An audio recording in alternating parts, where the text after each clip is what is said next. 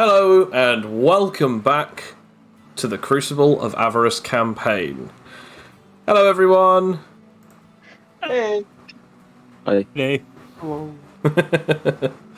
Okay, so today is going to be rather interesting. It is absolutely boiling in my room, so I apologise if you can hear a fan in the background.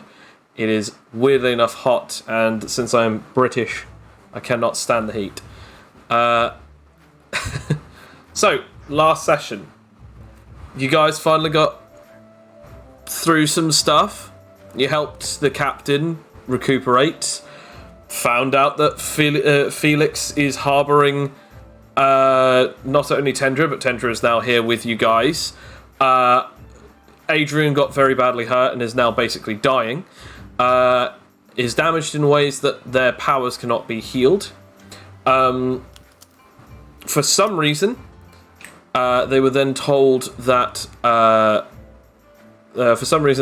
they were too dangerous for the rest of the ship. Have no idea what that could have been about. Possibly because of every single time that anything bad has happened, it has involved them.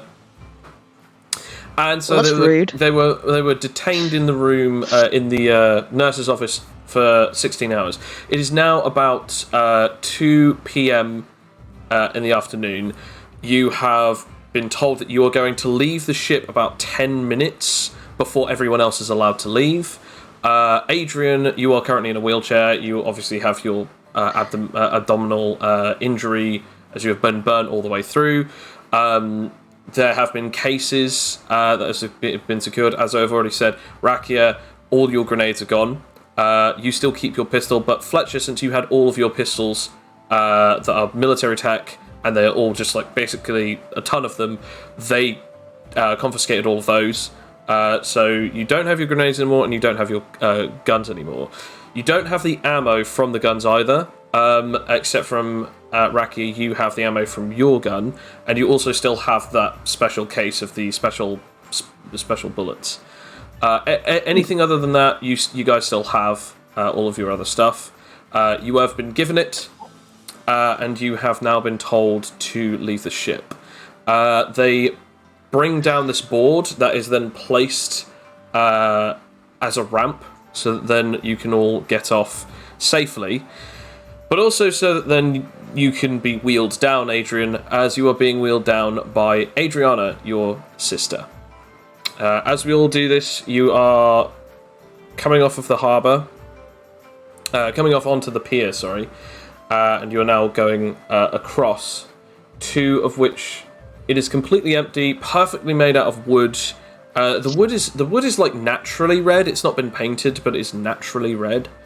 And as you are eventually getting there, you see on the other end 2 people standing at the end of the pier, leading up to the land. A man perfectly dressed in what seems to be a ceremonial robe. He has some kind of like special like golden trim over his sleeves, and he is also wearing what seems to be some kind of the best way to describe it is he is wearing like a tie underneath this, so it's almost like he's got robes and then he's got a tie underneath the suit underneath this all. He is wearing white gloves, black shoes, but everything else is pretty much white except from his tie, which is black as well. He has very neat hair and cleanly shaven. Next to him, however, is a 7 feet tall, like sort of armor-clad looking samurai with 2 very large swords. One on his back and one just on his, one that's perfectly on his back, the other one is actually on by his hip.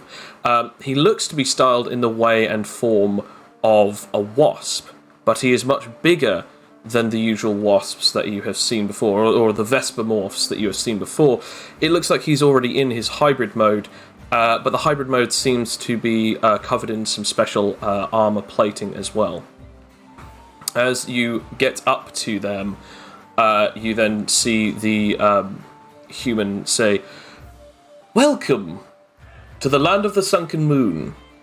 I've heard much about you. Your captain has told me quite the interesting stories.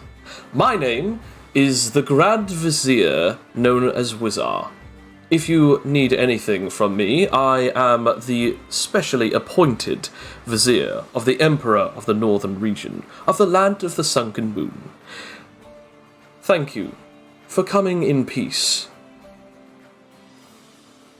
Did Rakia just raise her hand? Absolutely.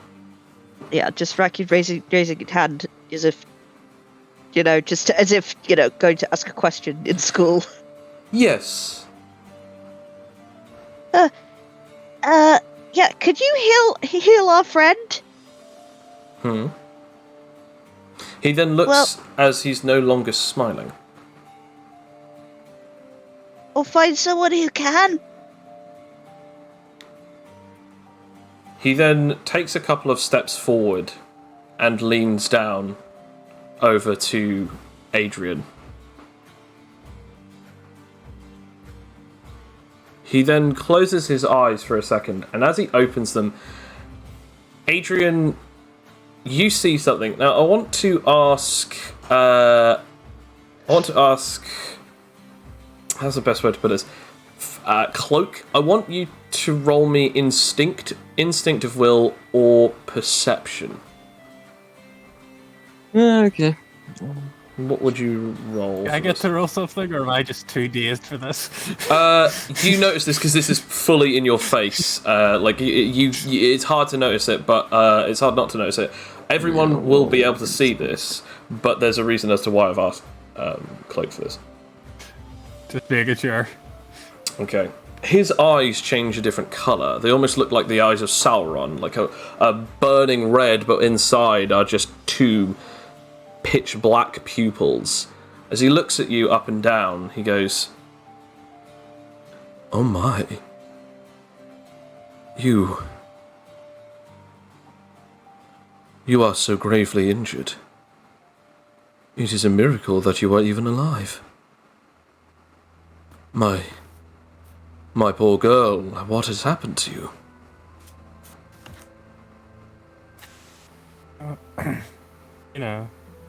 Not an angel. Honor of my friend. Well, Still semi-dazed. there's no reason as to why that you wouldn't defend the honor of a friend. But these are serious wounds. There is someone who could heal them, but the cost would be great and rather expensive in more ways than one. He then gets up. His eyes change back. You notice, Cloak, there was a pressure coming from him. As soon as his eyes change, you notice that pressure is gone. He can use willpower through his eyes. Now, there is a way that you can be healed. There is a great deal of people who can. But this injury, I'm not entirely sure. If it has to be the person at the top of the ladder, or if it could be someone of a slighter medium set of such ladder.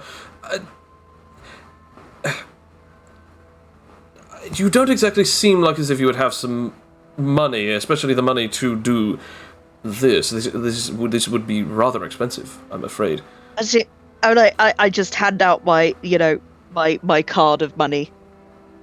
Just... How much is left on it?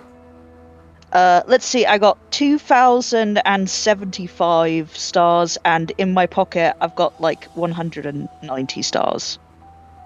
My dear girl, this is not only not enough, but I'm afraid this isn't even the currency that we accept.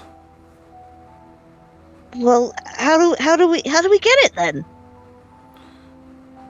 Those bands, I know that they can translate money, but yes, I'm afraid we don't deal in the currency of the usual outer worlds of the other countries, I'm afraid. Our currency is different. You can exchange that money for our own, but it will be of a different sort. When do we exchange then? I mean, we need to... You know, I mean, money, it's no object. We'll do anything. I'm afraid that even with all of that, you still wouldn't be able to pay for it. Roll me, What do you mean? roll me charisma. Oh no. If anyone else would like to say something, they could also roll for a charisma or something else under the charisma tree. Goes first, but I'll probably interrupt Rack here. So. Okay. Rakia, All right, you there we have go. gotten a 14. I'm afraid that it's just not an easy possibility. This kind of wound, it's grave. Look, follow me. We're getting in the way of the possibility of other people leaving. You only have 10 minutes head start, and you've already wasted 3 of them. Follow me, and my associate, as he points over to the Shogun. Yeah. I'll just wave weakly at the wasp samurai. Adriana grabs the wheelchair and starts pushing it as the rest of you are sort of ushered off. The samurai waits until all of you are off, and then he follows behind you as the Grand Vizier is following in front of you, showing you where to go. You see all sorts of different buildings, littering the place. It's a beautiful sort of summery day. It's bright, and there are lots of different people in all sorts of different get-up that you may have not seen before. A lot of them are in either kimonos, or some of them might be in armor. Others are in all sorts of different types of get-up. You can see people from other types of lands as well, in other different types of gear. You can even see some people in genuine like business suits and stuff, like just going around. You eventually get to a street, and he then stops and turns around. Now that we are a little further away, let us continue. In the terms of your payment, money is not just the issue. Not only do you not have enough of it, the bands will help you transfer them, yes, I can guarantee that, but the only issue is that you're currently looking at the moment at a rather great difficulty. At the moment, the only person, or the only people that could pay for this kind of procedure are rather busy. There are a couple that I could refer you to, although I'm not entirely sure whether or not it's that possible. Or at least, there's a few other issues. Everyone roll me an insight. I'm gonna be so insightful. Oh. You still roll disadvantage for this? Yep, everything is disadvantage except from willpower. Okay. Damn, Felix. that is a scary demodifier. Rakia, unless if Adrian is also going to get this, Rakia, you might be the only one who can insight this. Felix, you kind of might be able to get this. Hey. 3. Rakia, you realise that it's not just that, it's also trust. That there's a little bit of a trust issue at the moment. Because they don't know if you'd be good on your payment, or maybe it's because of the fact that you are contestants. There's something that he's not getting out fully, but you know that he's trying to be relatively polite about it. So, Rocky, just gonna come right out. So, it's because you don't trust us, isn't it?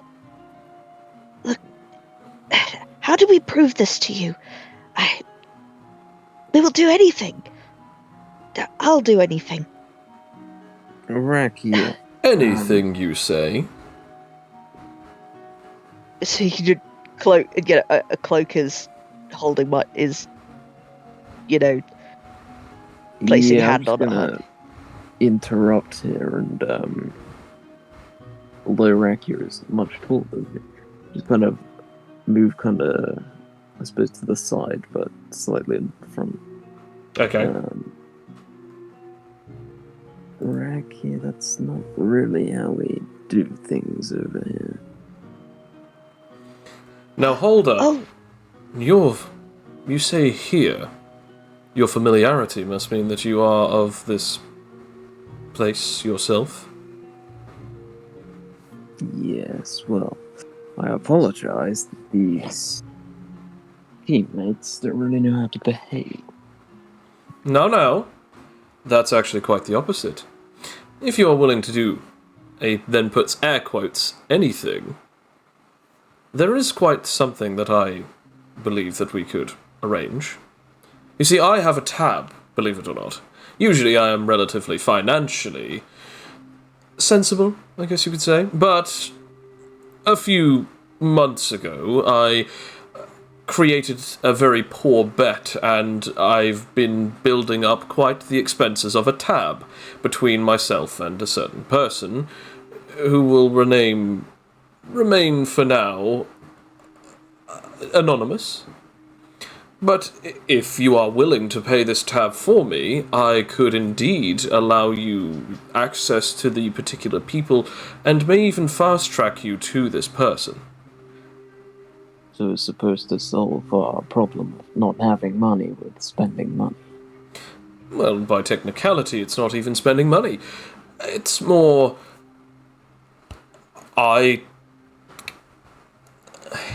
You pay off my debts by doing a certain thing that was asked of me, and it's a win-win. You don't have to pay for your friend's procedure, and I can guarantee that your friend will definitely be healed, but at the price that you may have to do something that you might not wish to do, or perhaps you might be okay with. okay, who do we have to beat up? It's less that you have to beat someone up, my dear, but I'm glad that you're in the right mindset. He then turns to the wasp samurai and then looks over at him. Perhaps you might be able to take them to the Suzaku estate. And then, once you have done so, come back to me. I think I might have something for you. He then just nods. Doesn't say anything, but he just nods at the Grand Vizier. Fantastic. In that case, this fellow here is known as the Divine Serpent Guardian. He's one of the 4 guardians of this location. This entire land is controlled and helped by these 4 great families, and he is one of the 4 strongest of the entire nation. This man will be your guide as well as your bodyguard and babysitter, to make sure that you don't get in any trouble. However, we should let you know of the 3 main rules and laws of the particular place here. Number 1, we are in fact a warrior society, but mostly because we are currently in wartime. We like to keep our pride up. Powers are absolutely allowed and are not strictly forbidden, however they are strictly forbidden in the terms of causing any damage, destruction, pain, or suffering to any of those who are not specifically within the range of your own, let's say, violent agreements. Second to that, the second rule that you need to know. The violent agreements, as I was therefore mentioning. Riki vitae and Riki victo. These 2 particular phrases mean something very important to our people. Riki vitae means fight for life, and Riki victo means fight for victory. If a fellow warrior asks you of one of these 2 particular requests, it means that they want to either fight you for victory, meaning it's similar to a sparring match, or they want to fight for life, which means that they wish to fight to the death. As I said, our culture is based off of warrior mentality, so it is best to actually accept. There is no dishonor in accepting or even changing the terms of the agreement before the fight, but it is considered to be dishonorable to ask someone who is not physically able or even mentally able to prepare themselves for such a fight. It is also dishonorable to say no to such a fight. Do not worry, there are no laws against dishonoring yourself, so that is fine. And the third and final law. If you do attempt to attack someone without them agreeing to a Riki vitae or Riki victo, you will be classed as someone who is attacking members of the state, and I promise you, that will not go well for you here. So, those are the 3 rules that you need to know. There are many other laws within this country, but based on your, he then points at his own wrist, current situation, I thought that it was most apropos that you, were fully aware of that situation. Hang on.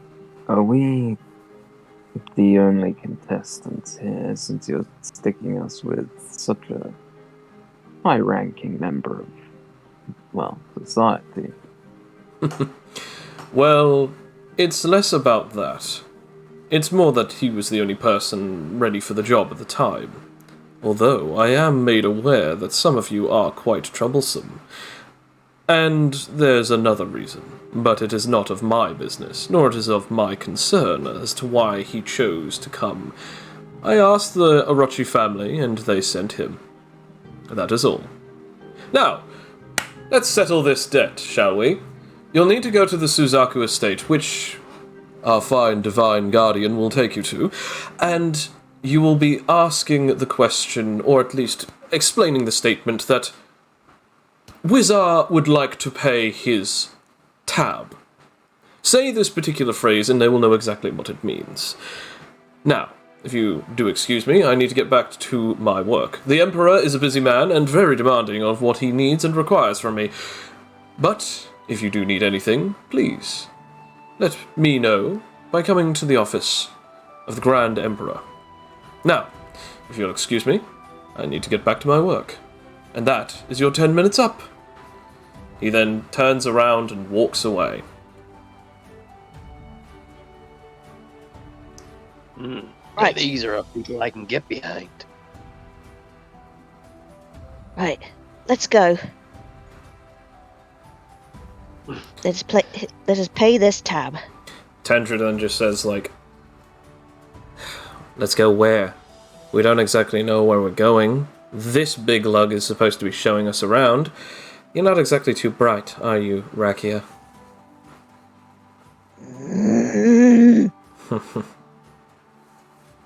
Felix is just Well, going to then why stand don't- between them.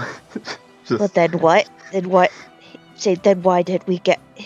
Then why don't we get him to show us where we need to go so that we can save our friend's life? Your friend's life, not our friend's life. I don't even know, Adrian.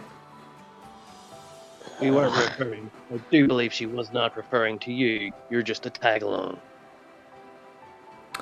Very well. So, Mr. Samurai Man, are you going to show us?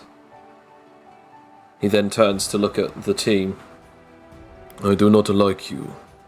I do not understand your people, but I will actually help.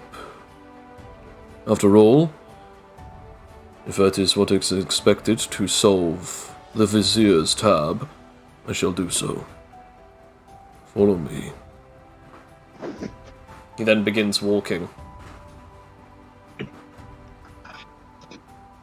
Just sort of like, just in between, walking and like following this guy, just having a few glares at Tendra, just to reminder that I hate her.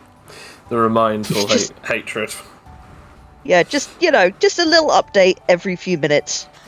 Glare, I hate you. Tendra Glare, then I just hate goes, you. well, this has been fun, Felix, but I'm going to head off. After all, I didn't exactly come here to help a poor dying Crawford. As she does so, boosh. A large, chitinous and armoured hand places itself on her shoulder.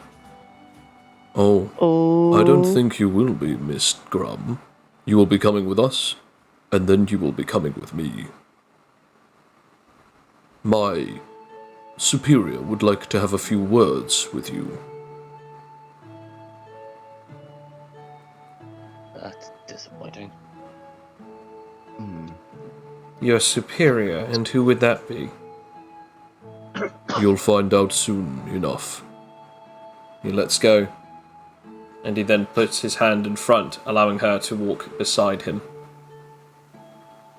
He then begins to walk, and then, as he's doing so, he then starts saying only one thing. remember your place here is either as tourists or as warriors, people, terrorists, whatever you do. It does not bother us in the least concern until it does. We are a people that wish to allow you to have the freedom of whatever you choose, but those consequences will come with them after you have made your choices. Just remember that. Yeah, remember that, Tendra. That is for all of you, contestants. So, this one has been injured, stating that you already knew of another wasp. That must mean that the two of you are wasps, since your family resemblance. Yes. Adriana begins to say, My name is Adriana Z. Crawford, and this is my sister, Adrian B. Crawford. really? It's interesting to meet other Vespimorphs, but it's, at the same time, a little staggering to see the difference.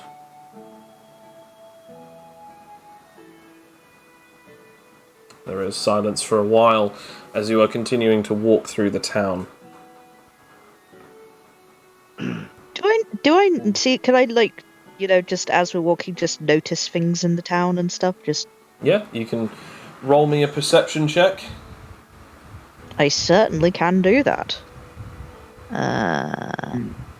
Perception. Yep, that's still a 10.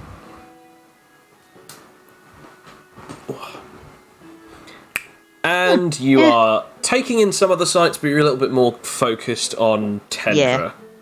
Like, It's just doing the sucker water tribe, sort of like putting your two fingers on your eyes and then focusing one over at her, like, I'm watching you.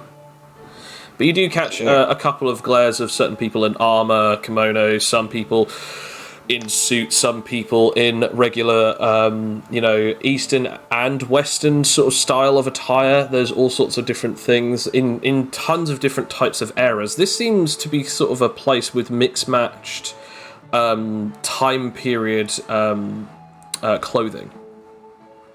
However, despite that, you don't see any cars. In fact, any vehicles of any sort. Most people are walking.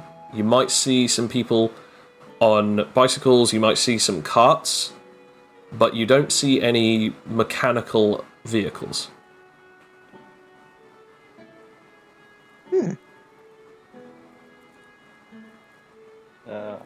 Fletcher shall tap the shoulder of Avarice.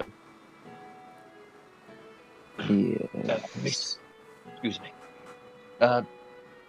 Being one, the rising, the sunken moon is one of the few places I didn't travel to. Could you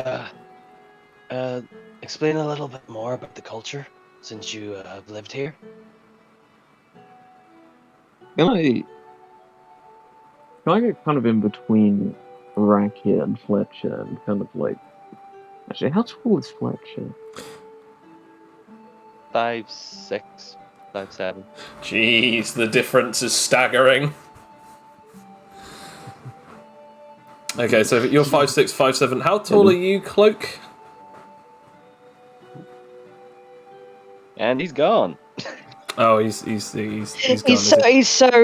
He's just so embarrassed about his height. He just like I can't He say. dipped. 2 feet tall. Yeah. Sorry. How tall are you, Cloak? Like 5'8". 5'8". Okay. And obviously, Raki, you're like about 3 meters Feet or tall. something. Like something like 8 or 9 feet tall. Something stupidly ridiculous. So yeah. So you get in between them as you're walking along. So I'm gonna put my hands kind of see if I can stretch my arms out roughly around Fletcher's kind of back or shoulder or something, wherever I can reach on Rakia to kind of pull them in closer slightly. Okay. Okay. Oh.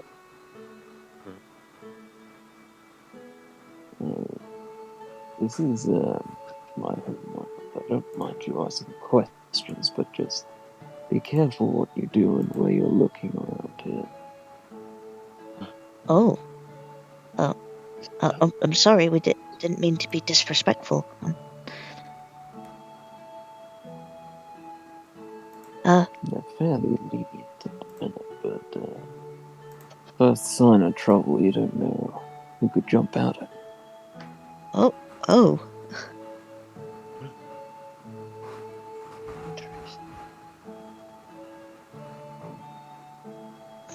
As you sorry. A lot of assassins come from here, right? What?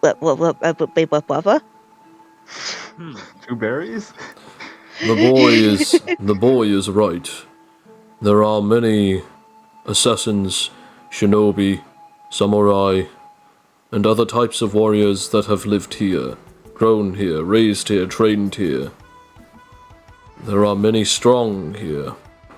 Power users, willpower users, divine technique wielders, and even just martial artists as well as soldiers. Any type of the path of warrior you'll find here. Oh. I'll feel right at home. I suppose that's why that monster is here then. That monster? It goes out. Well, that's why we came here. We were going to fight the... what's it called? The Irikiri? He then stops dead in his tracks. You even bump into the back of him.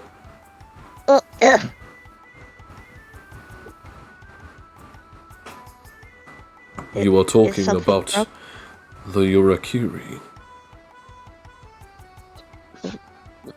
So, yeah. You're hoping to go to the southern region? Oh no. Oh no, that's exactly the last place I wanted it to be. All of the deaths have been of the southern region, but there have been no reports of us, our people, dying here. We are safe. The Urikiri, if it was found, already it would be killed. The southern region have got too much to worry about, with both us on the borders, and the current situation with the Kaiga pirates. Oh, of course it will be over there. They're all, like, murderers and dangerous people. Oh, I should have known. That makes things a lot more difficult. That it does. So now you see the issue. Well, we'll cross that bridge when we get to it. First, our priority will always be Adrian.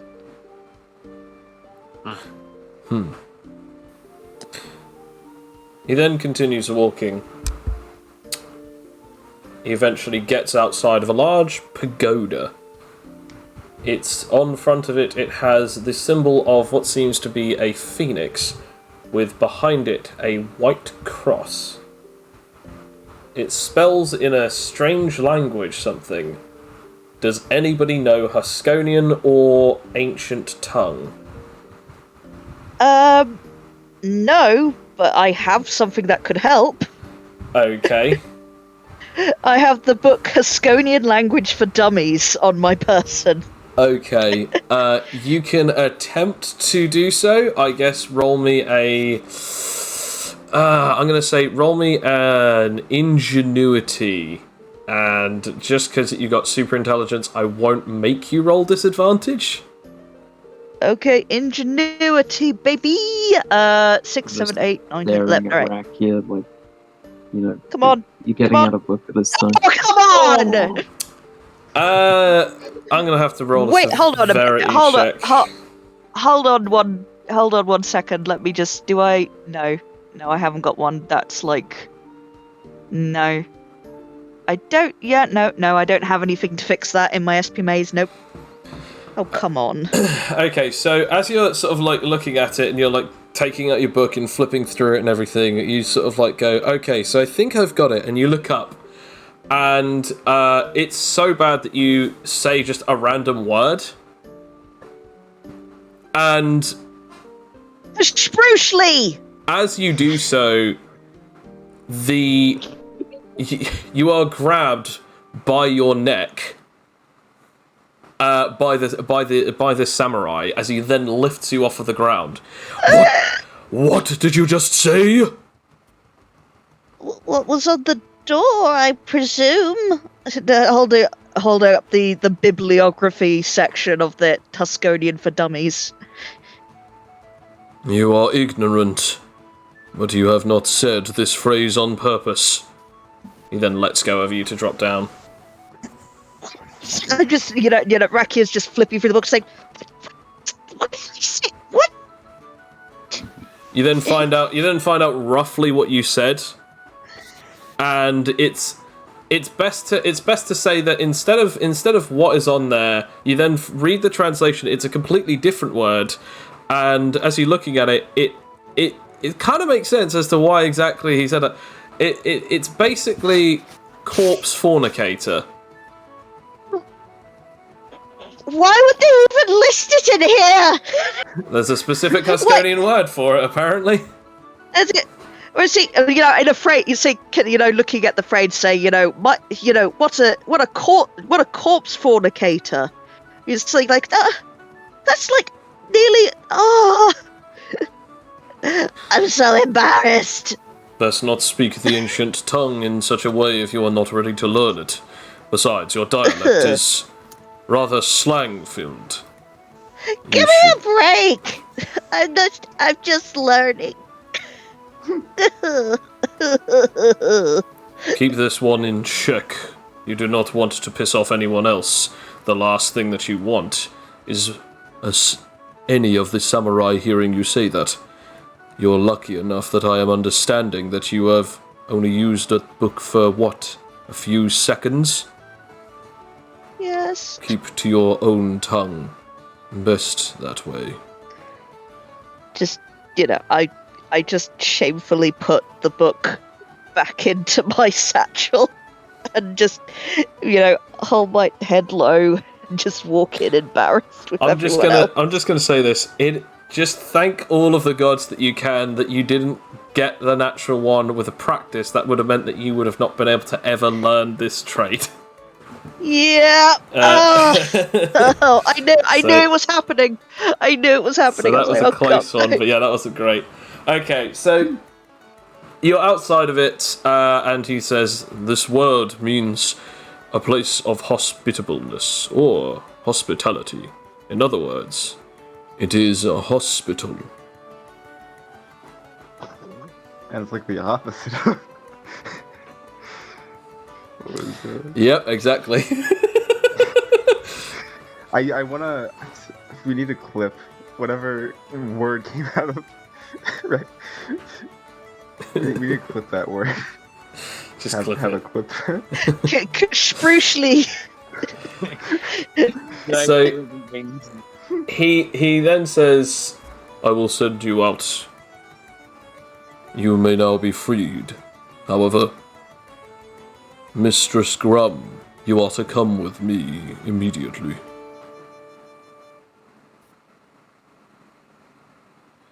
Dude. Where exactly? To my superior. We have much to discuss, especially with your sudden arrival here. And if I say no? Then you will be coming here either in multiple pieces or in one. It is up to you to decide that. I don't... Perhaps Go on for it's this. best that I tag along. After all, I'm kind of a part of the reason we're here. Yeah, is he at least allowed to come with me? I mean, look, if I...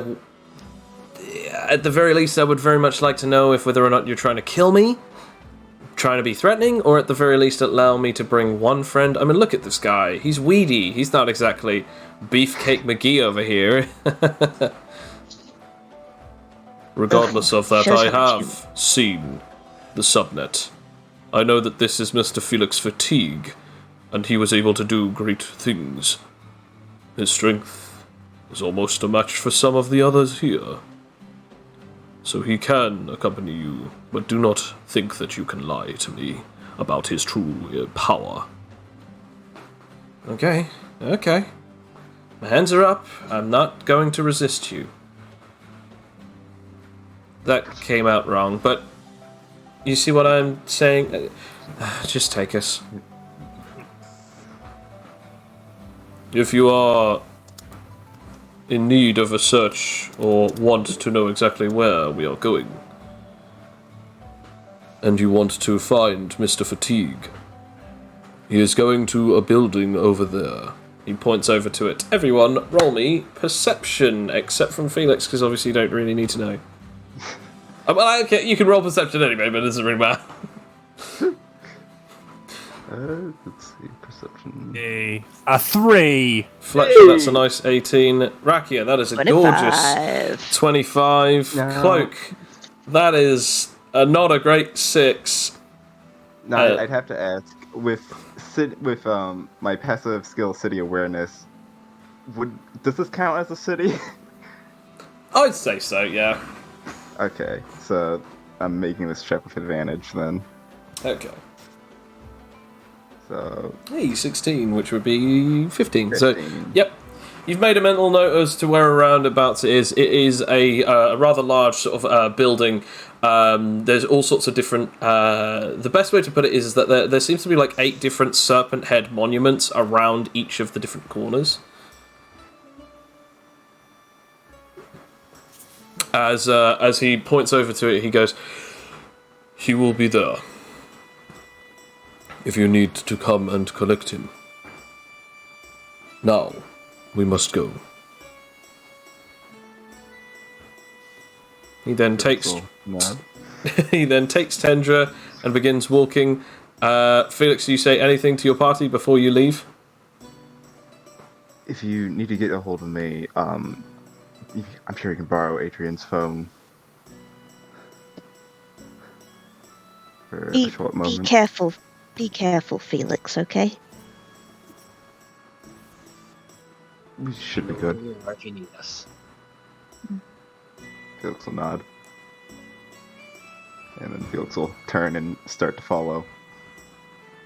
As Felix is now heading off, you are now standing in front of this hospital. Well... Ugh. You see a couple of Why people would- go in and go out of this hospital. I guess we'll go in, I suppose, and... I don't know. Ugh.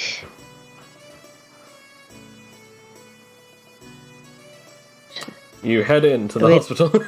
Like, no one's Yeah, telling me. is there I'm assuming. Yeah, I'm just saying, let's go. Yeah, I did actually say. Can you actually hear me? Can people Yeah. hear me? Yes, Okay. dude. Yeah, okay, you can hear me. It's yeah, just I that said, you were the let's only go one who in said the it. No one hospital. else said anything, so I just assumed everyone's following you. I'm not I'm the there. leader now. Yeah, that's fair enough. As you head in, like Adrian, you have to be wheeled up the ramp by your younger sister. Eventually, you get up there, and you head through the door.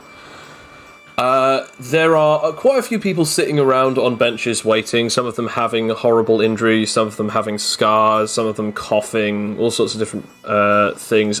As you reach there, you then see a desk that someone has sat in front of and is just currently writing some notes.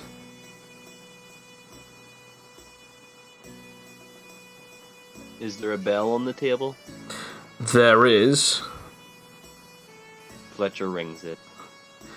You then just see this receptionist look up at you. Hate to be a bother, but I am no more than a foot away from that bell. I can physically see you. It's hard to ignore all of you. Apologies, I didn't know if we were allowed to shout out. It would be quite rude if you were to shout out, considering, again, I am no more than 1 or 2 feet away from you. We're new here. Oh, really? I couldn't tell. Oh, good. We're fitting in. She then raises one eyebrow over her glasses. What seems to be the Anyway. problem? Well, it's our friend. Okay. And what's wrong with her? Rakia. Yeah. Yes. Oh, we're here for the dead. Exactly accomplished that task that we've got. I know, but we need to, set her down someplace. I mean, she can't exactly come with us to this thing, can she? Hello? Is Any- anyone going to answer me? I have asked a question and you're all just muttering to yourselves. I do have other things and there are other free people. spaces at this hospital. Of course, this is a hospital, but everyone will have to wait their time, and we'll be waiting for at least another couple of hours before we get anything done. The waiting list, of course, is rather long, since there are a lot of people here that we need to tend to.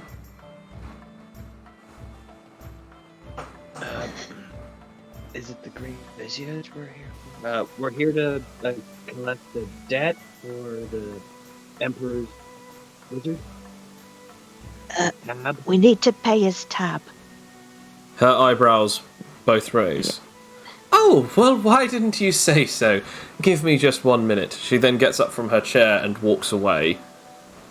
She goes into the back, and she eventually then, you hear some mumbling. Any of you can roll me perception based on audio. Okay, I can totally do that. Yeah. Say, in their drug-induced stage, can Adrian hear anything? 17. I think that too is guaranteeing you a big fat no. A 2. Mary's. Even if their head then maybe goes back down again. Just Just monged out for a second. Okay, so the 12 is the lowest one. Okay, so you can hear a couple of words, but you can't quite make it out, Cloak. Fletcher, you can hear some things, and so can you, Rakia, as you just where is Mr. Suzaku? I would very much like to speak to him. He, apparently someone has come here to pay his tab. Oh, I think he's in the other room. Thank you. She then walks out. I will be with you momentarily. I just need to speak to Mr. Suzaku. Well, doctor. She then walks over to a room, opens the door, and closes it behind her. A couple of minutes later, she returns. Mr. Suzaku, sorry, Dr. Suzaku will be taking your friend now. Okay. Come on in. Okay, let's go. Doing the wheelies. How many of you go in with her? Well, I'm definitely we going. should Can we all really go all in? go in.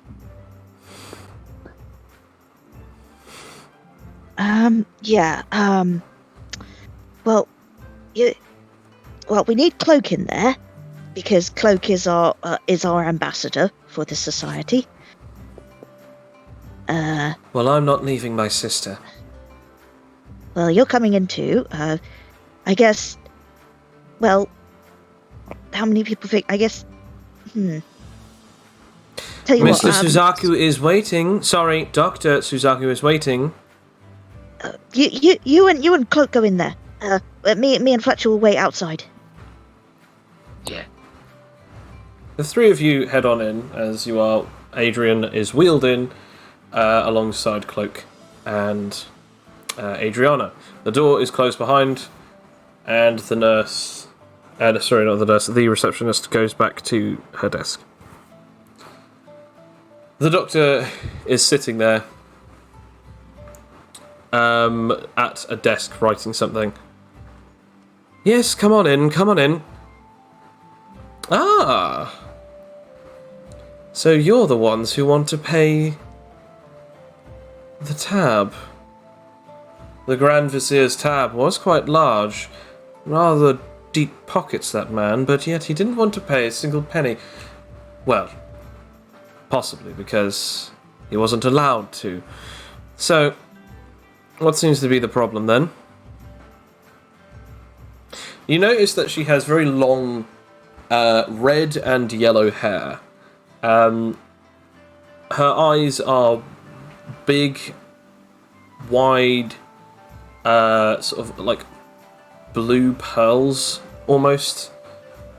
She, despite the fact that she's sitting down, she does seem to be quite, still quite tall. But it is definitely apparent that she is a humanoid rather than Huskonian.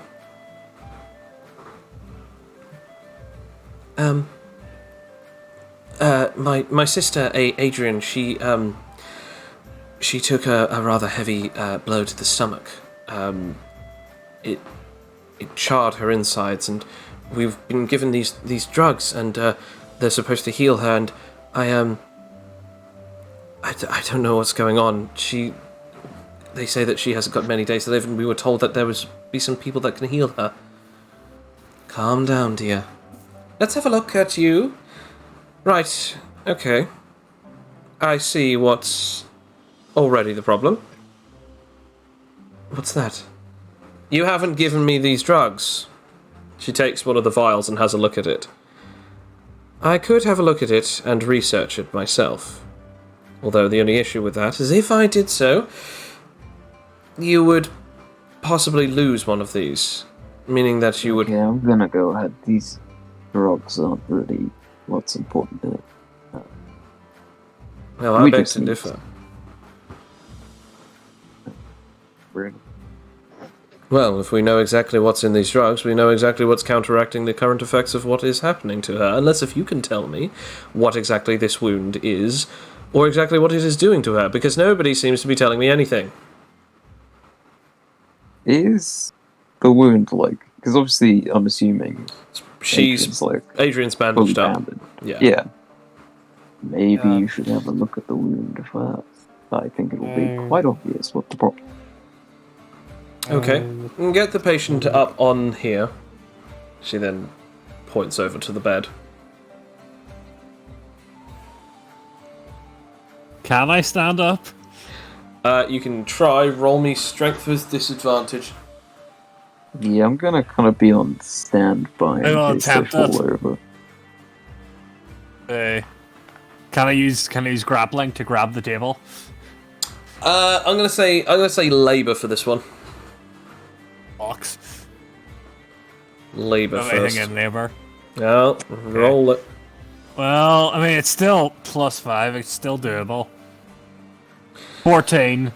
You stagger ever so slightly as both the doctor is sort of looking as she's sort of leaning forward a bit, as well as your sister is sort of like putting both her hands not on you but around you, nearing you, just in case if you're about to fall.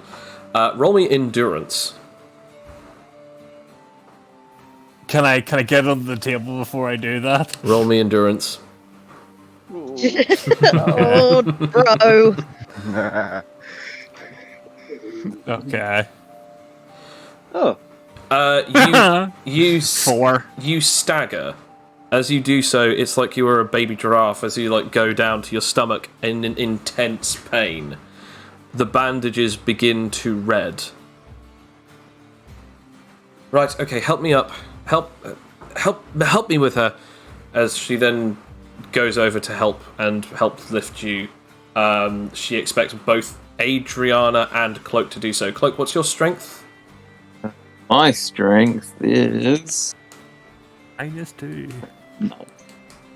We're all dex-based characters. It's +0. Okay, right. Man, if only Felix was there. If Adrian, what is your character's body weight? It's not that high. I don't think it's much. It is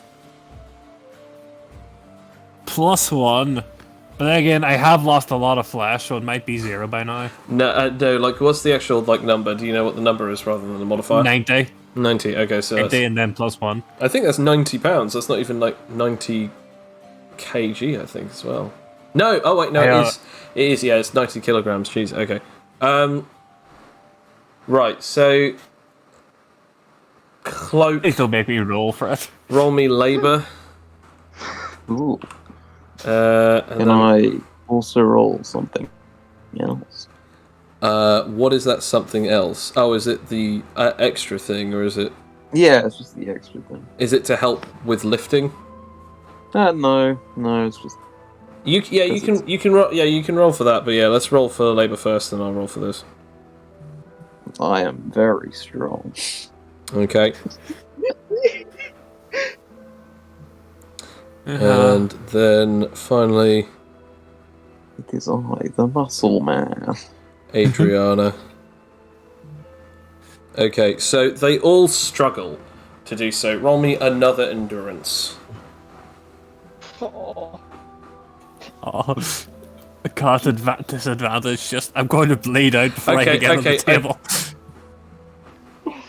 You are in so much pain you pass out. You are now unconscious.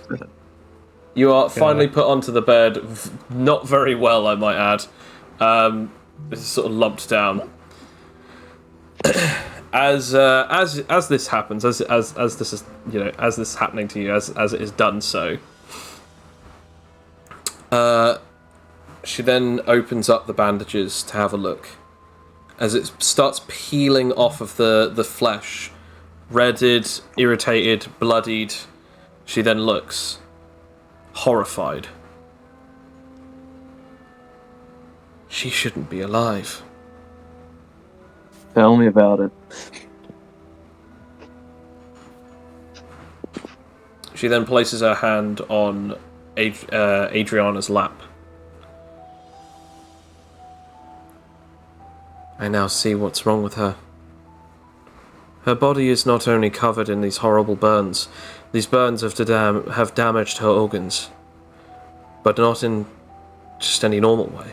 They're not only charred from the inside and the outside, but any of the cellular growth is stopped. It's like as if it's trying to regenerate, but then it's breaking down dead flesh, burnt flesh.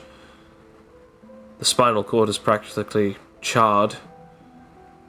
It's a miracle that she's even alive. Most people with this wound would die.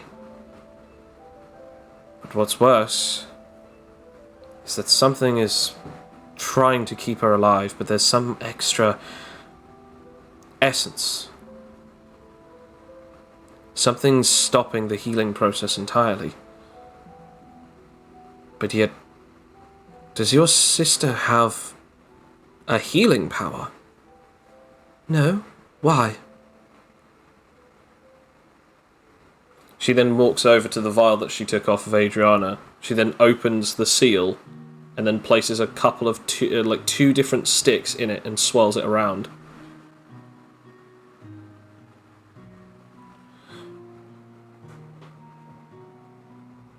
The sticks both go 2 different colours. She then also places it under a microscope and she has a look at it.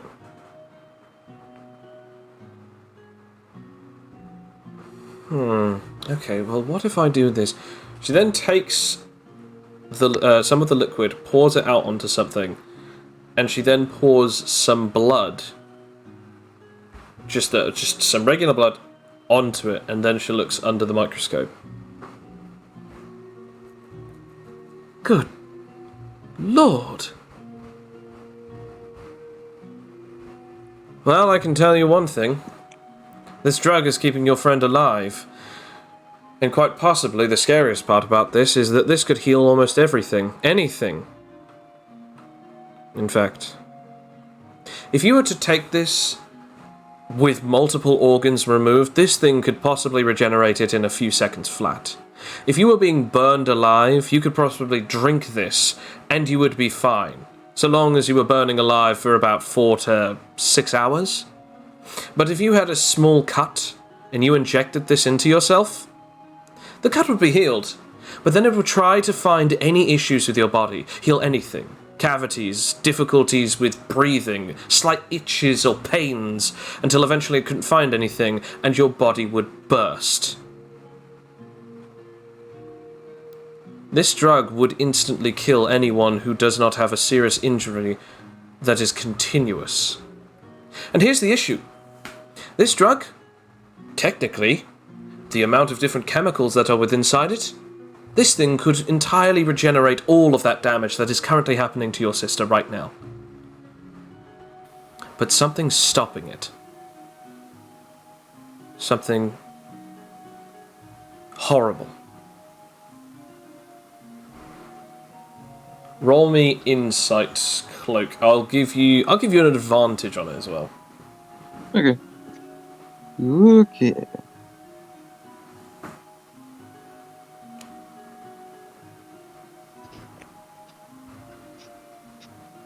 $18. Ooh. You know exactly what she means by this.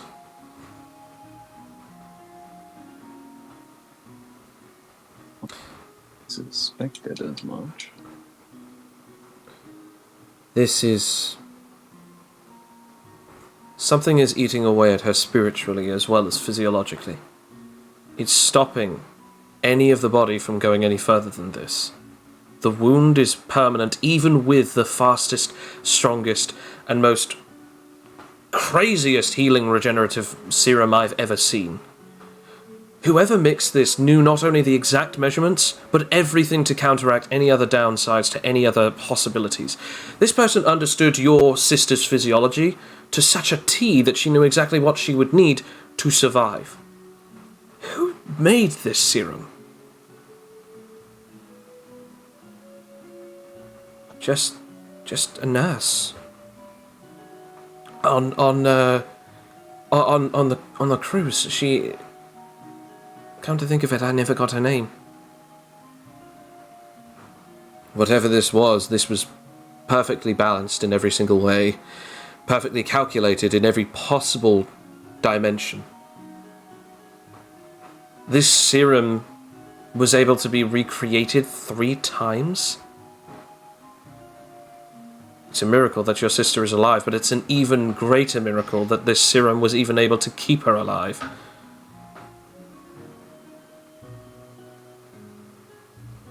Anyway, I can't help you.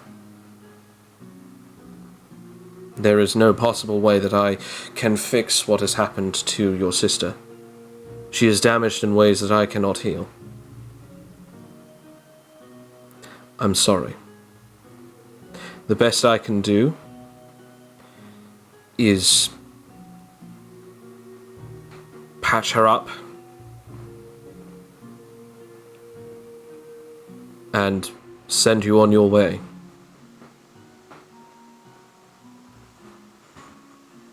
I am now going to roll something for Adriana. Oh no.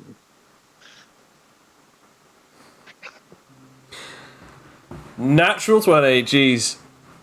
She looks at her in the eyes and she goes, "No. I refuse to believe that there is anything that she cannot get back from. If you can't do it, then someone else can. There is no way that she is dying. Do you hear me?" Oh, hold up. I said there is nothing I can do. There's definitely something that someone else can do. The oldest son of the Suzaku family, Redara Suzaku. If you find him, he'll help you. But I'm afraid that he has a 3-month waiting list. And your sister only has 3 days, let alone a single month. So, it's a good thing that you came to us with that particular phrase. Vizier's debt will definitely fetch a hefty price. I'll make the call and set you up with my nephew. It's actually quite impressive that you're able to pull that many strings so quickly.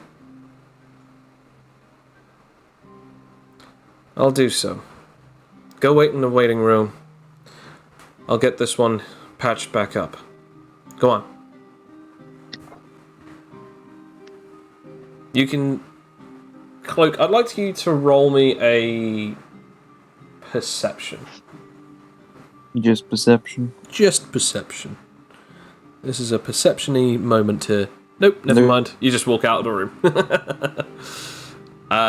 Adriana also walks out of the room, and as she's walking to towards the other group, towards the rest of the group, well, I say the rest of the group, to the couple, Rakia and Fletcher, roll me a perception. Or an insight. I will go for an insight. Okay. Perception, it isn't. Insightful. You can tell... Okay, so with perception, you can tell that... you can tell that something has happened where Adriana is like almost about to burst into tears, but she is staying, hardened and firm on this. Not backing down, not crying. Raki, you can tell that there is some good news because this welling up is her trying not to cry out of both fear, but also happiness and potentially relief.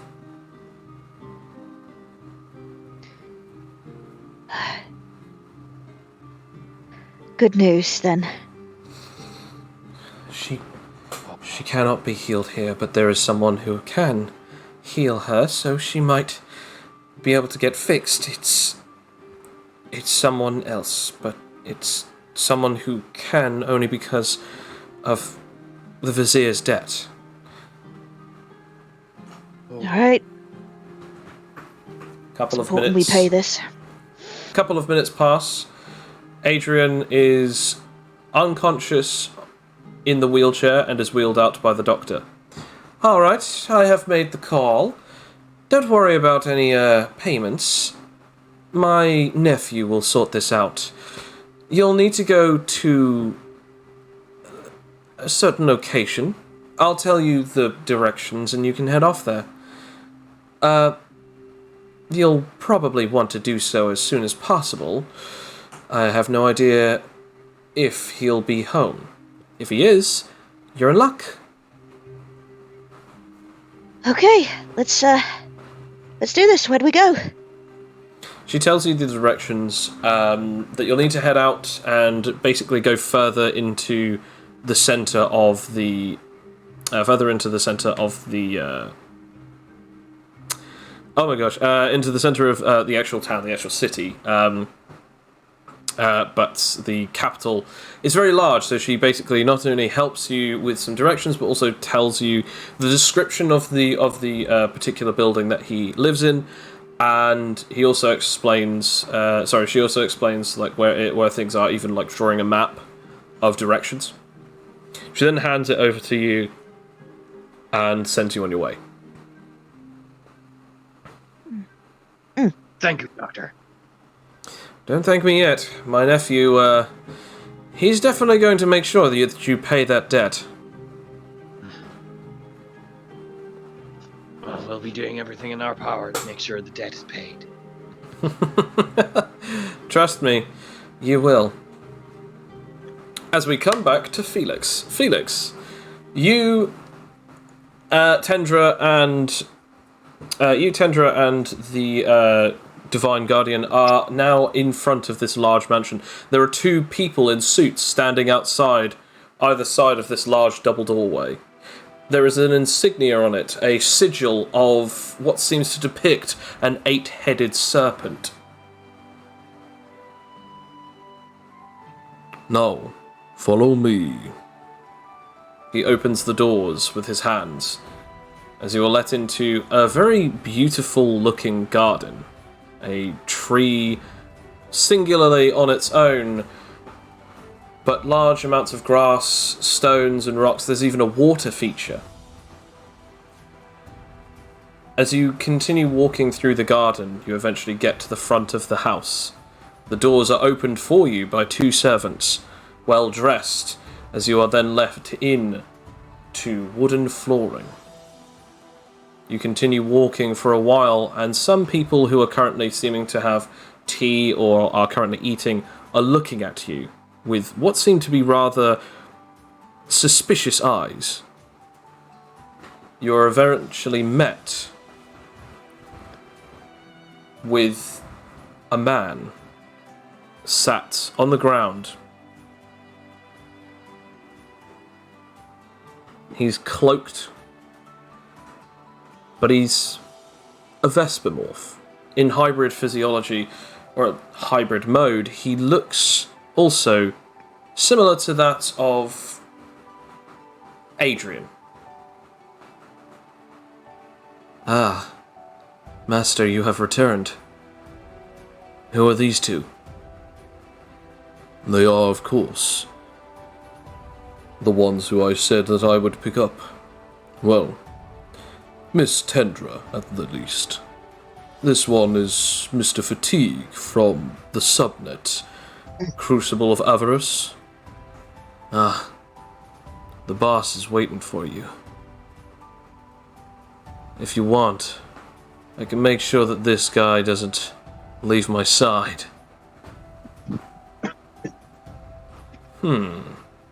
Should I let him come with me? Or should I make sure that these two are separated? That is a good question. Well, I told you that I wasn't going to come here unless if he was with me. You think that I'm going to let you allow me to go into a room all by myself with the big master without him by my side?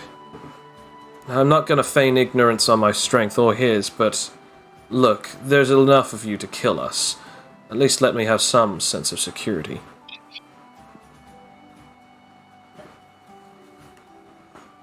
Felix, would you like to also back this up? Or do you not mind whether or not you stay or she goes? I mean, the reason Felix came was to protect Tendra, so... Roll me diplomacy or persuasion, your choice.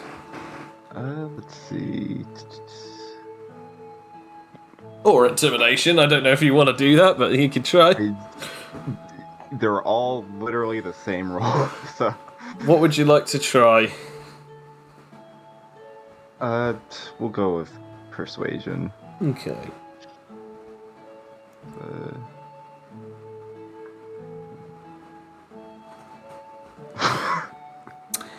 Well... Oh, dearie me. Let's see if Tendra has a better roll than you do. Sure, it's not hard to beat. She has a +1 to this, so I don't know about that.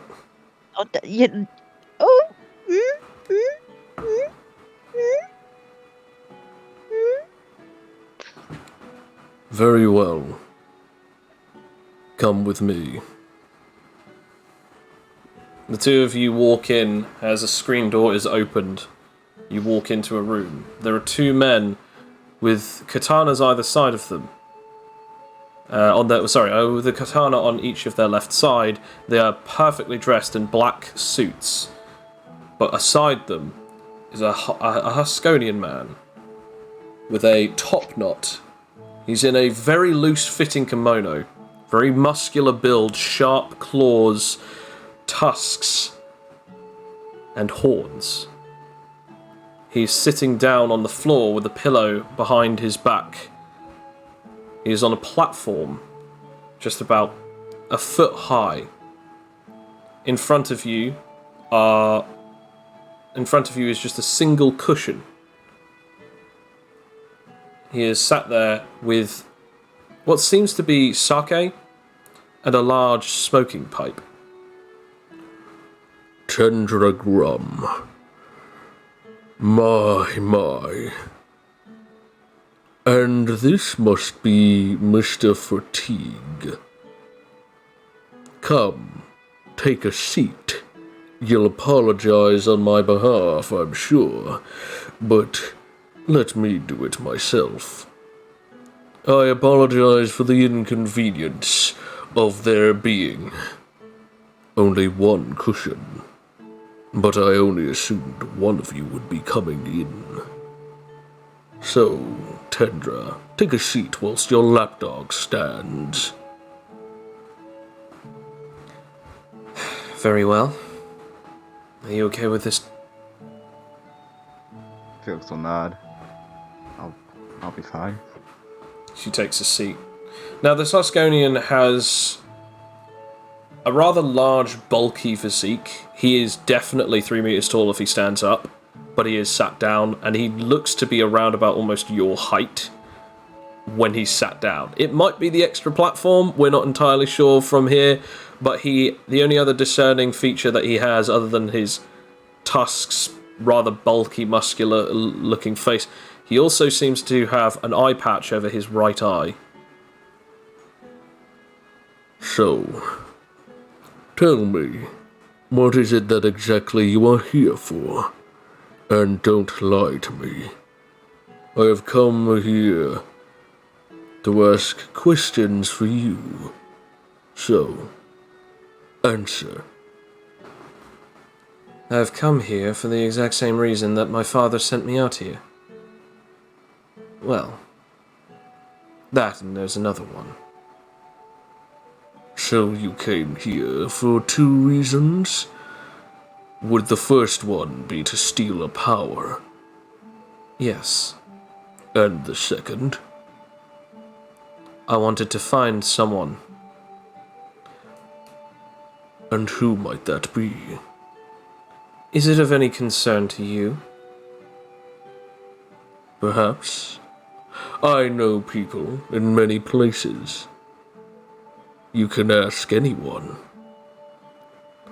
As the leader of the Orochi clan, and its oldest founding member, I have much information, and much ways of gathering it. Just like how I know your little team-up is to be beneficial mutually. Considering that your family are currently held in the, let's say, hospitable environment of Dr. Tenkuto of Lada, all the way in Haskonia. I also know that Miss Fatigue has currently got an illness that makes her physical abilities disabled. She is currently in a comatose state, and she may never wake up. Roll me nerve, Felix. Yeah. Felix takes like a deep breath.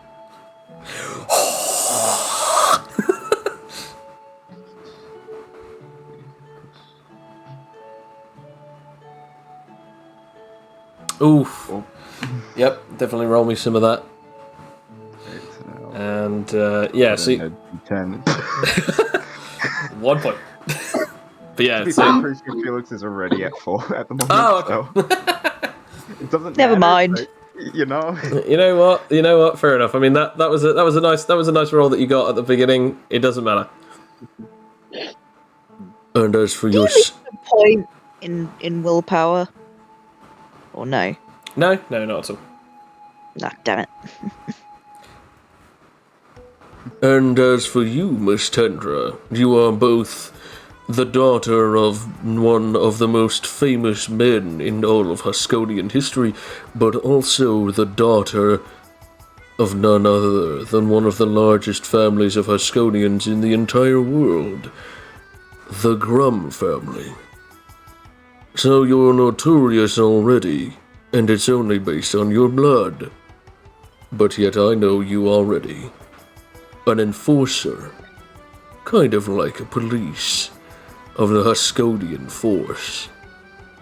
They call you the Brutalizer, or even the One who crushes all. Of course, it's in the ancient Haskonian language, but I never learned how to speak it myself.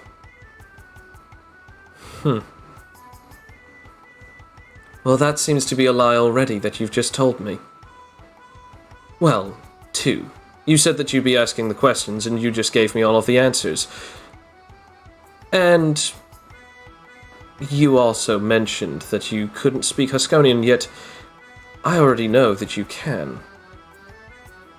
Considering on the outside of the doors, it reads, "The Great Snake."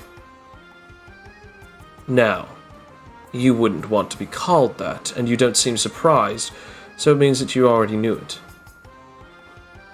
So that means that you can read it. Can you speak it? Quintrach. Very well, my girl. I can indeed. So you were able to see behind that deception. So what is it that you wish to tell me? Why are you here? Who is it that you're looking for? And why is it important that you find this person? Is this person specifically mutual towards your beneficial goals of stealing a power? Or is it something else? It's family. When I spoke to my mother, I barely saw her. When I was born, 6 months after my birth, my father divorced my mother and also cut all particular ties. I haven't seen her since I was 16, but when I did, it was the first and last time I saw her. But she told me that 3 and only 3 people left the Grum family and became successful. Became legendary. One of which was a man by the name of Jimmy Grum. A legendary bladesmith and a legendary blacksmith, who currently resides in Iris City, and the other one was a man who apparently left and was successfully able to defeat multiple of the Grum family who tried to get him back. His name was Gregory Grum, and apparently he's living on this very island.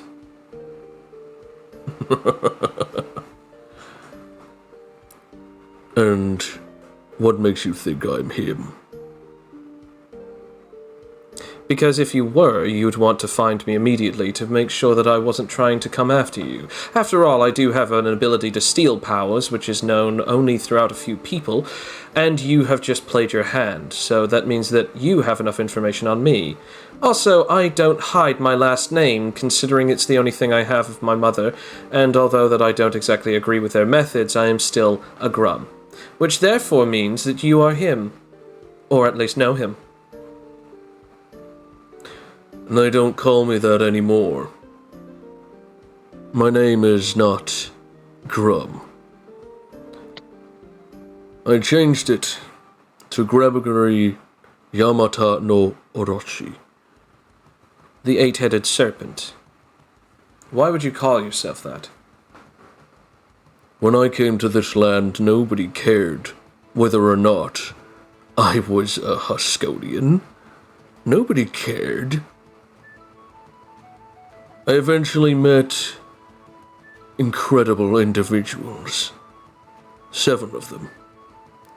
And we realized that family was more important to us because of the people that we made ourselves into and made each other become together through encouragement, not forceful manipulations. So we created our own family.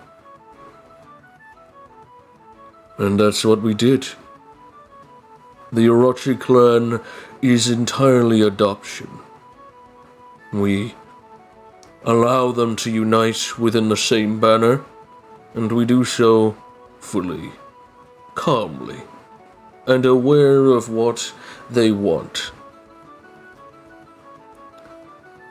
My brethren attacked and attempted to gut me throughout my lifetime, until one day I had enough. So, sister, are you trying to get me back? Do you want my power? Or are you here for another reason? We now come back to the rest of the gang. You've eventually gotten. My exposition senses are tingling. You've eventually gotten to the outside of the large mansion, and there is one person just basically sat, slumped over next to a wall.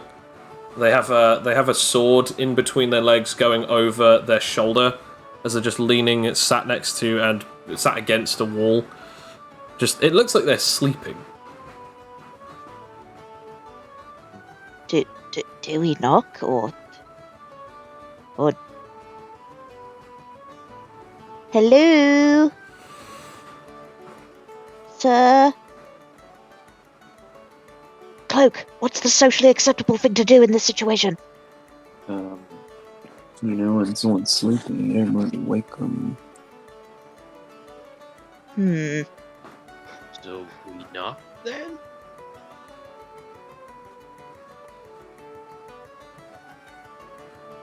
What do you do? I shall knock. As soon as Upon you the door. go to put your hand against the door, you don't knock against the door. Your hand suddenly just feels cold steel as a blade is now pressed against your knuckles. The man is. Hello? The man still seems to be asleep, but now his blade is drawn, and it is currently pressing against your hand. Excuse me? Could you mind not doing that? I need to knock on the door.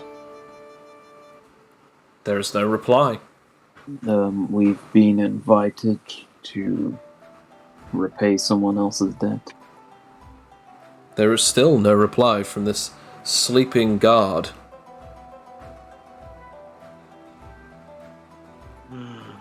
I'm gonna do something dumb.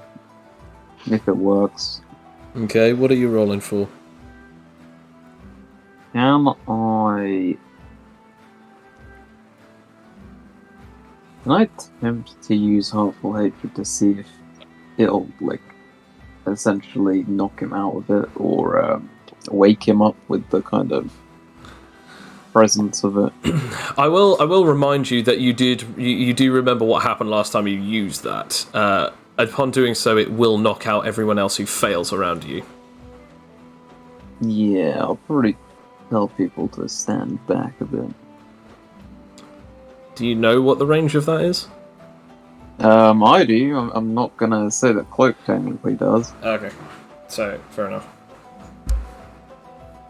You should probably stand back a bit. I'm gonna try something. Maybe it'll knock him out or wake him up. Okay, and we're just gonna, I'm gonna take Fletcher's hand, and we're just Fletcher and Ariana's hands, and just run away with them. Adriana just sort of holding the handles. Yeah. I don't know if this will even function, but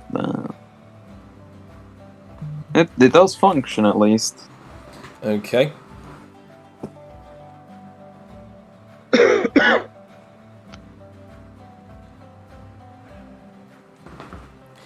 It just this pulse of pressure comes off of you, and the guy just suddenly just goes limp, fully, and then you just hear. Oh yeah. It's the god. He seems to have gone into an even deeper sleep. Well done.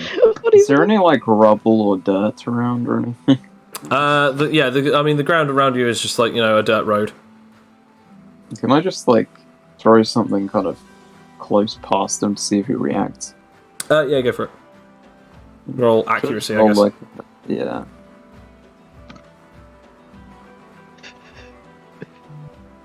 Damn. Just do you throw dirt or do you throw some stones? Maybe a small stone if I can. Okay. A little pebble. Little teeny pebble. You throw a pebble, and are you throwing it at him or are you throwing it near him? Sort of so it would not quite clip his skin, but go like straight past his ear. You do so, and it goes past his ear. That's it. He doesn't react. He does not react. Hey, Rakia, can you come and see if he's awake yet? What? Try and knock on the door now. Okay, we're just gonna run back. Do you want me to knock on the door now? Yeah, go ahead and try. And knock upon the door.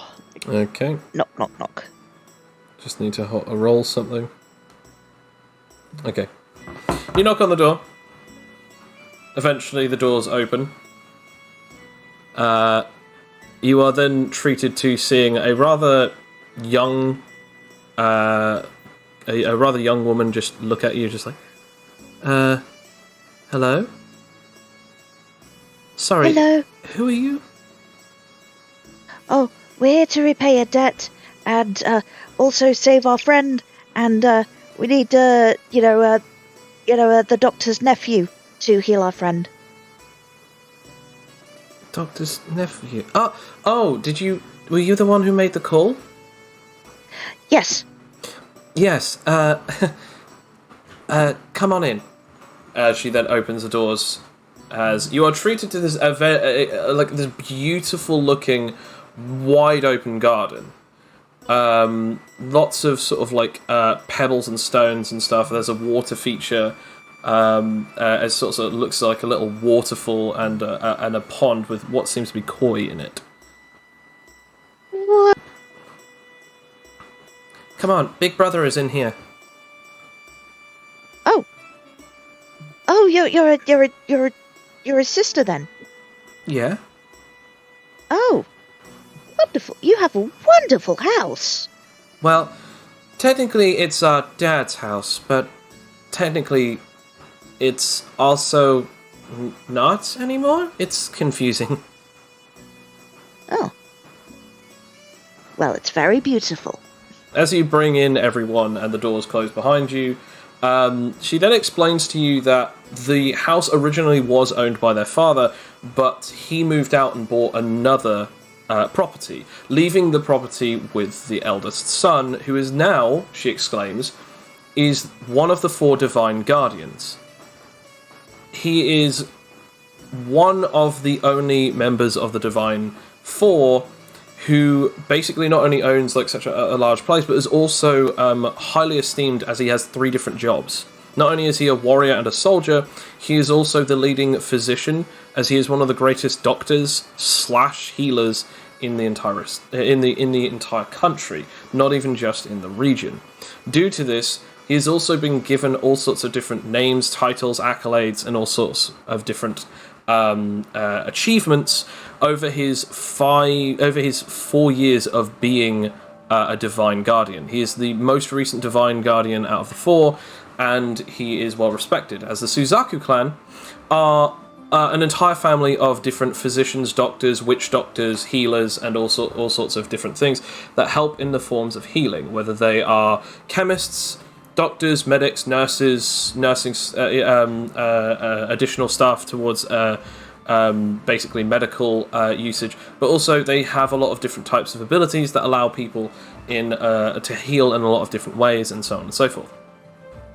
They eventually come to the main room. She opens up the doors, and you're then greeted by 2 members of staff who just run at her and just grab her, and it's like, Miss, what are you doing down here? You need to be immediately with your brother. He is wanting to speak to you immediately. Yes, what are you doing? You need to go and speak to him. He's going to kill us if we don't help you. Well, Big Brother is fine. Besides, the door was knocking, and I was having a look at the garden. Have you an idea? He'll kill us.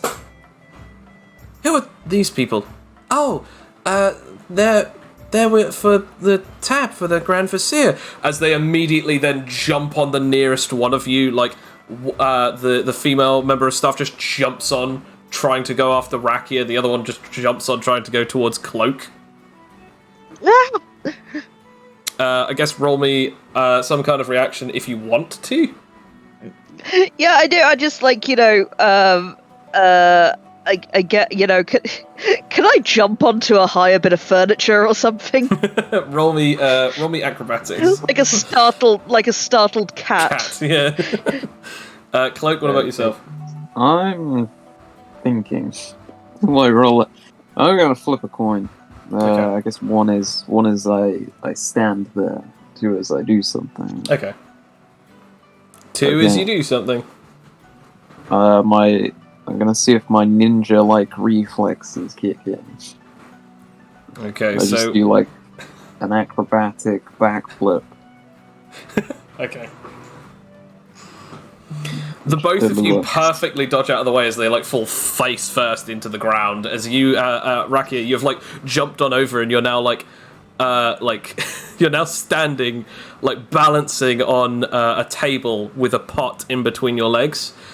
Cloak, you've just like basically done a backflip, sort of like backwards, as this guy's just fallen face first into the ground. As you are now just like basically stood behind Adrian and Adriana. What is going on? When they lift up, there's like slight tears in both of their eyes. I'm so glad you're here. Sir wants to speak with you immediately. Oh, good. Do you need assistance up? They stand up immediately. No, absolutely not. Yeah, that's right.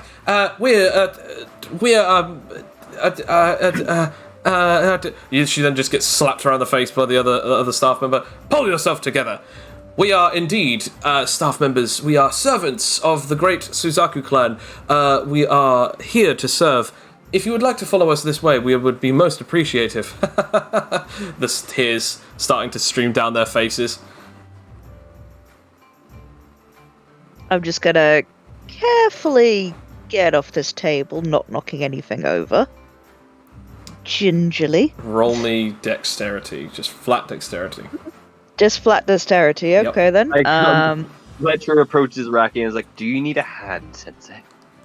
No, not at all, apparently. With that I just sort of like perfectly like gymnast off there, like, not without no sound at all, but I take your hand again, say, like, thanks for the offer, but no thank you. But I'll be fine. You are, as you're walking in, one of the servants says to Adriana, would you like me to wheel this guest? No, I prefer to push my own sister, thank you. Well, never mind if that's the case, but if you change your mind, you're more than welcome to leave me with her. She is in good hands. Thank you, but I'll stay with the same answer. She then whispers to you something, Adrian. She says, at least you're going to get healed, hey?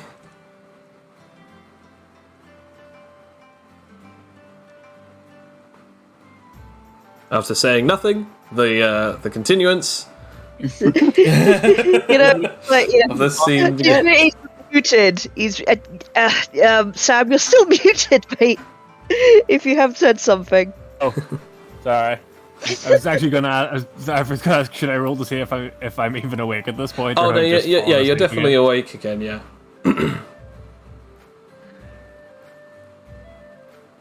But as you move on, you go into, again, opening some screen doors, you now go into what seems to be a large dojo, which is also, like, covered by a roof. But weirdly enough, the roof sort of looks similar to that of, like, a large gazebo. So it looks like it looks like the roof can be, like, dismantled and placed down or pushed or moved away, so that then it can just be a fully outside dojo.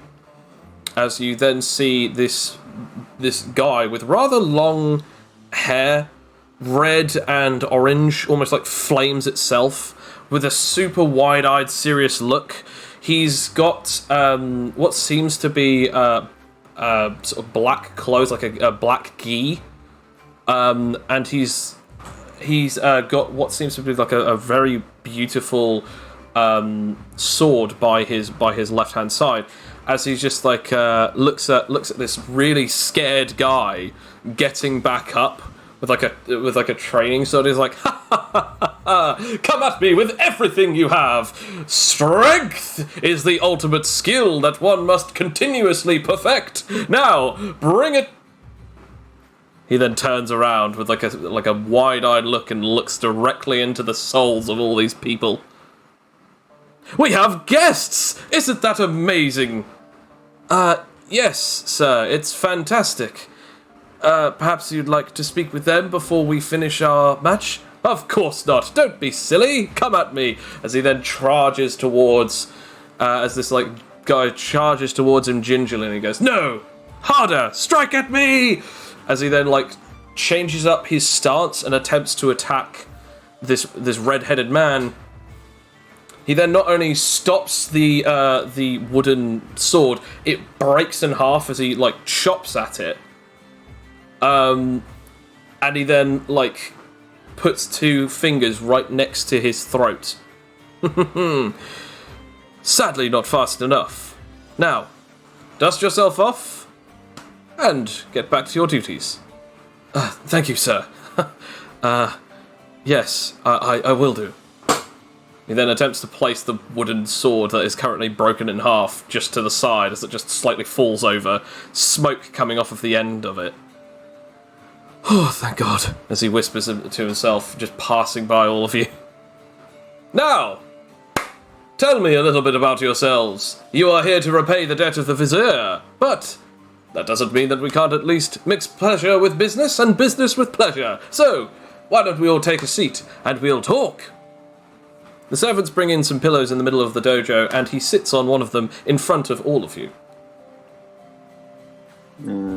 I will sit upon the pillow awkwardly because my physiology is quite different. And I've never sat on a pillow before. Sit down and act natural. He sits down with his legs crossed and waits for all of you to sit down. He notices that obviously Adrian can't, so he only has the amount of pillows for the entire team minus Adrian. It does obviously include one for Adriana. Now, why don't you tell me a bit about all of you?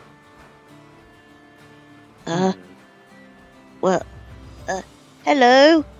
My name is Rakia. I'm from Glandreen. I'm in the tournament.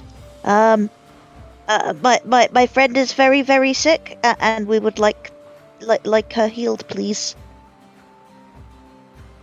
Ah, I see. So you are the ones that wanted to have something for me, and I would then do something in return. Very well. What about the rest of you? That is Rakia, but who are the rest of this team?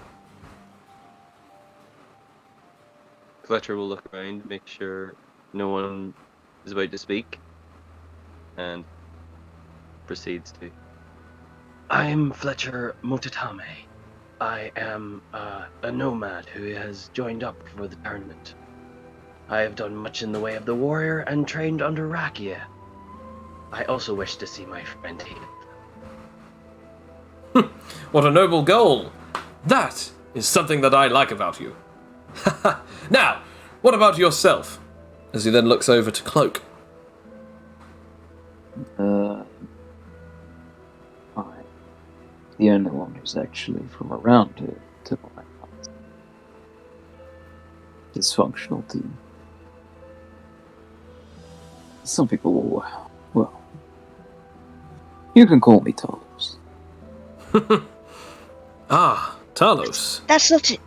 That's not his real name, by the way. That's a name he adopted. He's not the actual. He is Talos. part of the Shungi clan, then.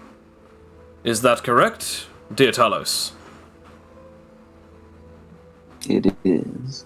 Ah, it's actually quite interesting. I know that we often have issues with the southern regions, but the Shungi clan, I heard, are quite noble indeed. But of course, please, keep off the political situations and issues to a bare minimum. I wouldn't want a government situation going on, especially right now, since, you know, you're here and you want help for your friend.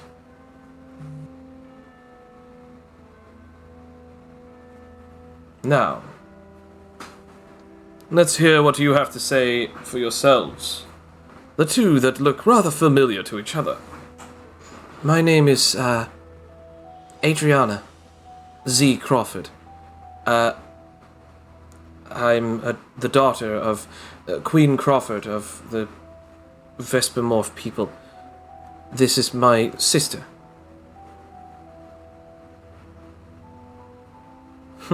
I'm, yeah, Adrian B. Crawford.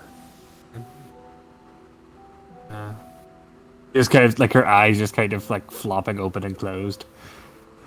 Very much drugged. Just, Well, this won't do at all. He then stands up. Ugh. This is a shame to see such a great power, great ability, great everything go to waste. I've heard about your people, the Crawfords. I heard that they're warriors, strong in the heart and soul as well as the body. But to see this is almost a shame. So I will help you. After all, you have set a debt for yourselves. So who am I to say no? He then walks up to Adrian. Tell me, girl, this will obviously hurt a lot. Are you okay with that? hurt worse. By the looks of you, Head flops. I'd say that this is going to hurt a lot more. What I'm about to do to you is going to burn through every part of that drug that's currently in your system. My auntie told me a lot about it. So, prepare for that. Claps his hands together, rubs them for a second.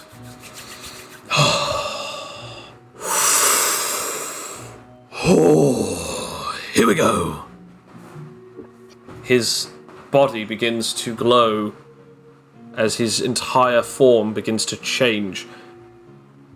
Feathers start peering out from his body as his entire form begins to grow slightly larger. Wings burst out from his back as he is now standing an extra a foot taller. His entire body is now part man, part what seems to be a very beautifully majestic red bird. He then says, "For those of you who are rather squeamish, I apologize." He then pushes his hand immediately through Adrian's stomach, tearing through.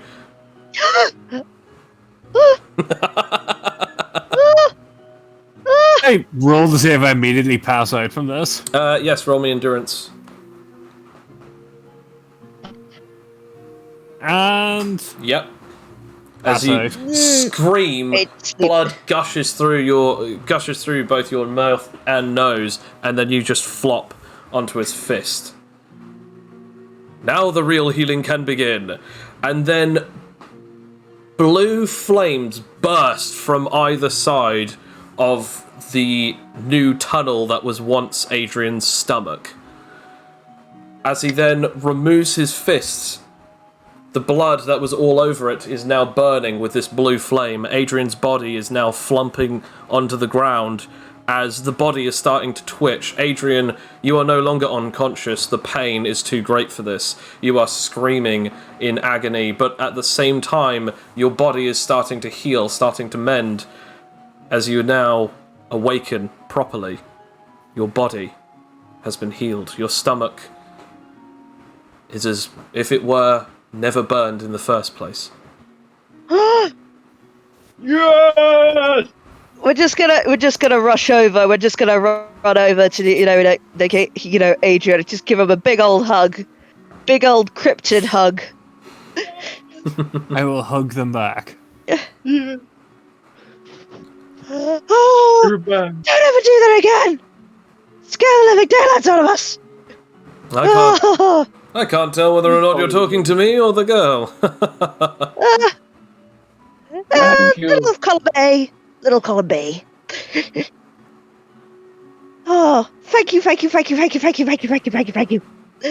thank me That yet. was pretty easy. Well, actually, it's not. That ability that I just used will take another 24 hours before I can do it again. You're lucky that I actually hadn't used it earlier today. Oh, Well, it'd be a bit strange to say that we're in your debt, considering we're already doing this for a debt, but I think you get the point. Yes, I do indeed. Don't worry about that, though, because the real fun begins.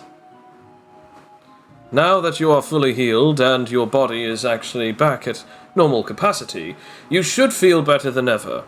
Apologies for the taste of blood in your mouth and the smell of copper in your nose, but that was a small price to pay considering that your entire body, your organs, and even the nasty spiritual damage that was done to your soul is now repaired. However, he then grabs Adrienne by the shoulder and lifts her up, so that she is now able to stand on her own two, no longer numb feet. What you do with your emotional and mental trauma is up to you. You are a grand warrior, but you failed, and you succumbed to this damage yourself. That is not about your person, your personality, nor is it about your species or race. You were not ready to take on that fight yet. But in time, you will. And hopefully you won't need my help the next time that happens to you. But I do hope that you have at least learned something from this. Whatever it was.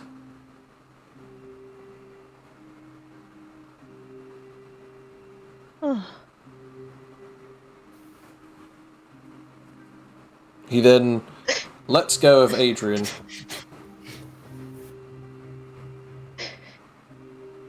Thank you. Hold on a second. Wait a minute. Spiritual damaging the soul? Well, I thought he burned his organs. well, yes, that is true, but... Wait, you didn't know that... Oh. Well, my... I guess I should tell you this, at least. The damage that you had sustained was from a specific ability. That particular technique infected a small ounce of the willpower of the user into your own. You were unable to heal through any normal means unless someone else had the way to disperse and dispel, or even burn away, that extra willpower that was eating up at you. Wait, that can happen? Yes, he turned some of your cells against themselves, meaning that no normal, regular ways of healing would actually work. What? Sounds So- like a very powerful ability. You should see some of the others here. Willpower techniques like that exist all throughout this land, although I've never heard of one that is actually that lethal. And yet you were able to survive it. I think it's because of the drugs were able to counteract your, well, dying. Hence why I said that I had to burn away at it. After all, if I healed you and you still had that drug in your system, well, pop! Whoa. So, about that debt. Yes, Anything. well, yep, definitely anything. Well, we've got some money, we could, like, exchange it, yeah, well, we could earn it, we could earn our keep. I like the way that you think, but I'm afraid no. The Grand Vizier was very particular with the type of bet that he wanted. And he got it for me. It helps I am quite a great blacksmith. He then draws his sword. If you can make anything like this, that would be intriguing, definitely. But I'm not here to ask the questions about whether or not it's about bladesmithing. No. He then holds the blade in both hands and readies a stance. I want to fight. I guessed as much. Only in a warrior society would the debt be another fight. I am so tired of always having to fight to the life and death of other people. So of course this would be Ricky Victo, but I don't mind if all 4 of you come at me at once. After all, it would be a little bit more of a fair fight. Oh, he's one of those, is he? I Well, accept thy challenge. I just Rakia just like Rakia just sort of like face palms a little at that. I just say, well, here we go again. Wait, you really want to fight from us? Why ever not? We're probably not the most entertaining bunch. Nonsense! After all of you have gotten to this stage for whatever reason. I've seen and heard a few things about certain people of your kind of caliber, and at the same time, despite the fact that you are all red band holders, you are still part of the Crucible. I would like to see exactly how powerful all of you are. So, don't hold back. Well, okay. Oh, I guess we should probably tell this first. If you do manage to knock one of us down, you will be brought into the tournament without any choice. Don't worry. It is to the victory. I do not mind about whether or not I have that band. After all, people can try to take it from me. I just prefer to give the heads up, just in case. That way, fighting us does force you into it. Besides, I should probably at least say this. The victory does not necessarily mean that you have to be defeated or knocked unconscious. You could just tap out when you think that you are not ready. But don't worry, if there are any injuries that are too great, I'll just heal them up with my flames. I'm excited for this fight. Is it just you, or is anyone else going to accept this challenge? See, can we use weapons? You can use whatever you'd like. no, Rakia just whips out her whips and just goes, whoosh. Good. Now, here's the real fun stuff. As we now come back to Felix.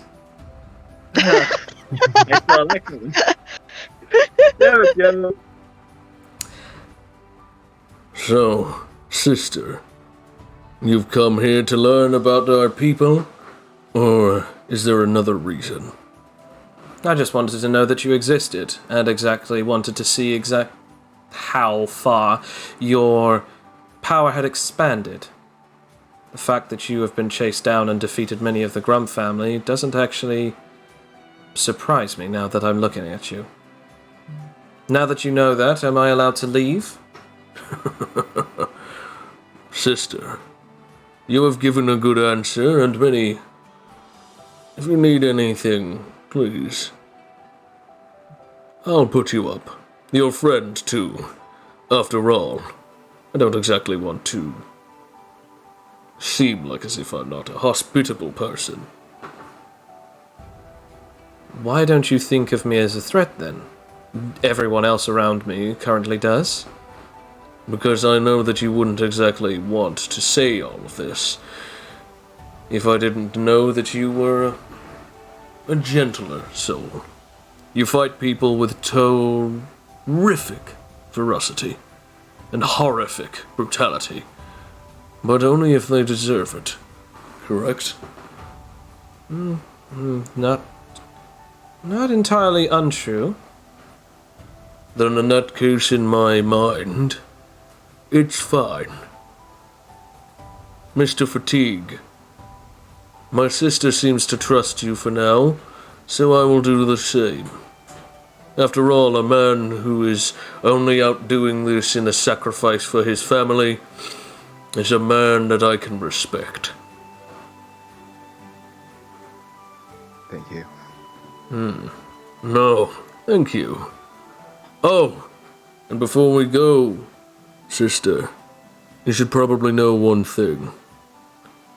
I don't take kindly to any of those who would harm my own. Even if you are my blood. We don't know each other, so please, if you don't want to die here, do not harm any of the people who wear my symbol. Have we got that clear? Yes. Crystal. Good. Now, get out. I would very much like to have my lunch. Thank you. As they are about to leave, she stands up, she goes towards the door, the screen door, and she's obviously about to pull it open. You then hear, "What? That's incredible! Where are they?" Keep your voice down. I don't want to disturb other people. Sensei, please, just tell me where they are.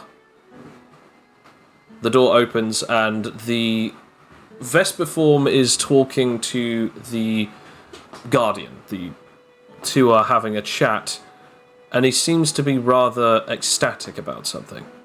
You, Felix, you're part of that group, right? Who went off to the Suzaku clans? Felix will nod. You have to take me to them.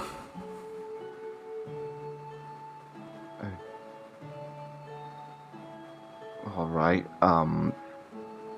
Should I call them, let them know that we're on our way, or? Wait, you can? I have a phone. They have a phone. Is there signal out here? Have a look. Yeah. I'll look at my phone. There is indeed signal here. Good. that I can. Okay.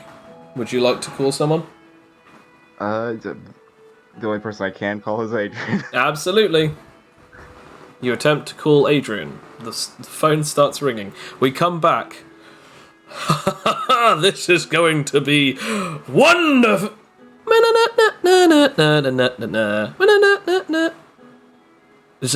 What is that noise? Is anyone going to... What is that noise? As Adrian, your phone is going off. I know it's my phone. Yes, you definitely know it's your phone. You're the only other person with a phone. What is that noise? Is there a bee here? Why, yes, Oh, it's there me. is. There's No, it's two. the song is just like Flight of the Bumblebees. Did- That's just the theme tune I have whenever my phone rings. Buzz Bumble, that old N64 game. Yes.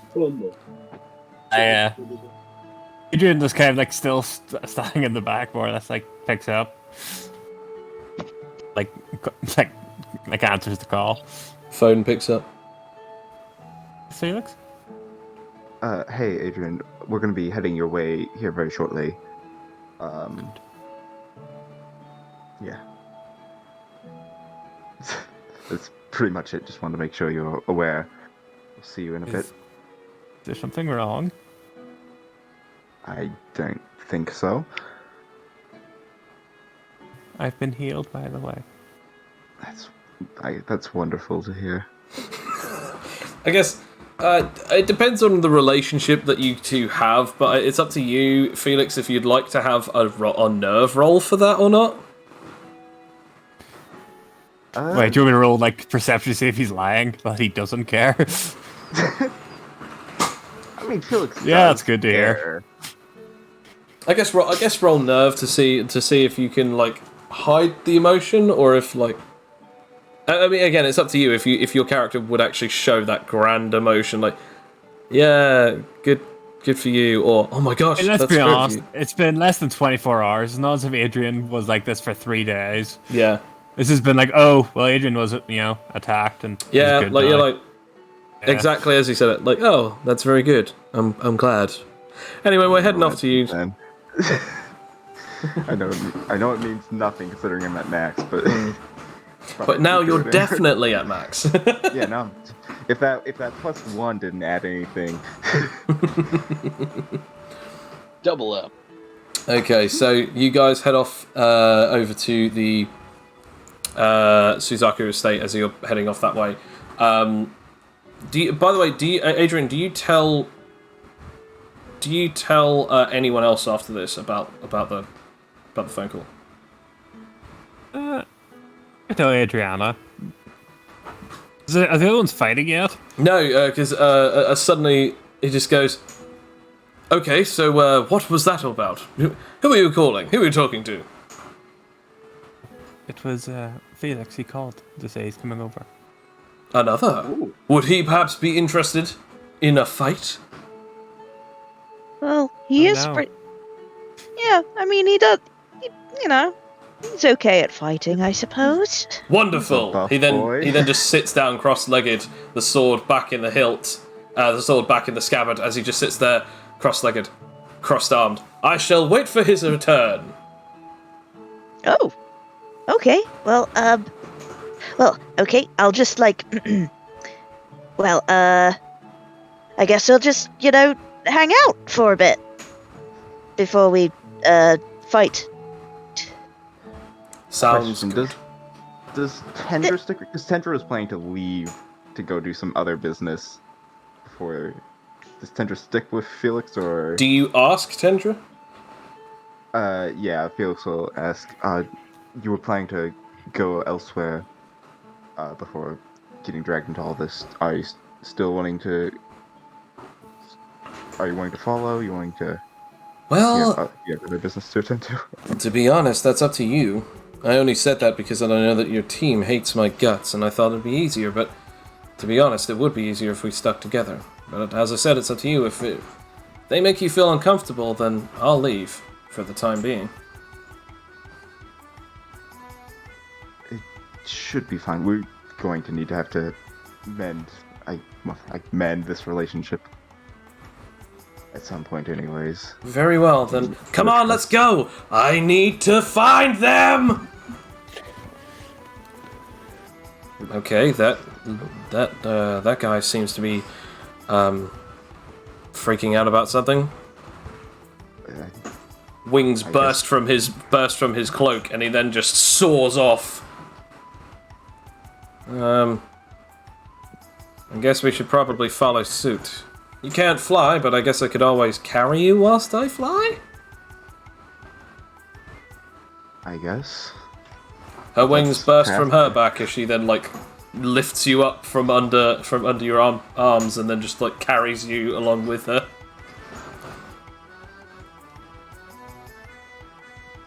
A few minutes pass as you are eventually touched down in front of the estate. The doors open for the three of you as you are let in. You are eventually brought out to reveal this place. You are brought to the training ground. The three of you are there. The lot of you see Tendra, Felix, and a cloak-covered,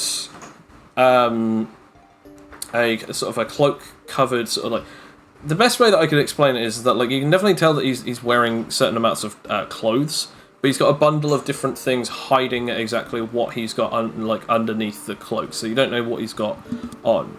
The only main thing that you can tell is that from his face, he is definitely a Vespermorph who is in hybrid form.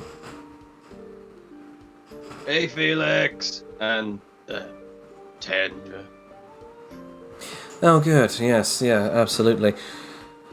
And what exactly are we doing here? We were about to have a sparring match with the man who healed Adrian.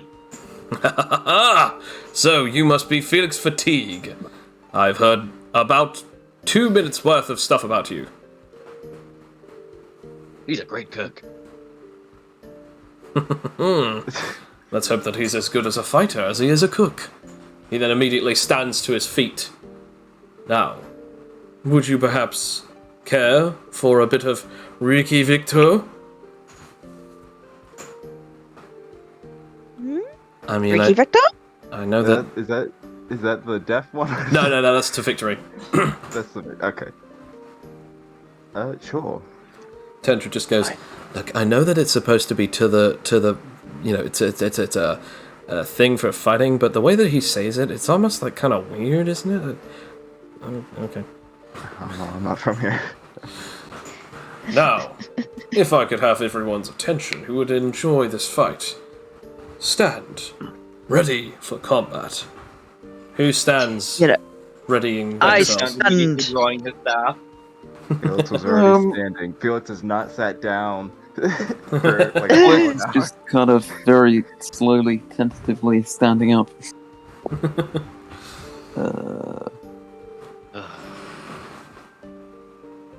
Adrian's still just sitting down. So, Adrian needs a rest after all of this. Adrian doesn't need to get burned again. how about we make this interesting? Miss Adriana, would you perhaps care to join in this grand bout? No, I'm okay. Oh. How come?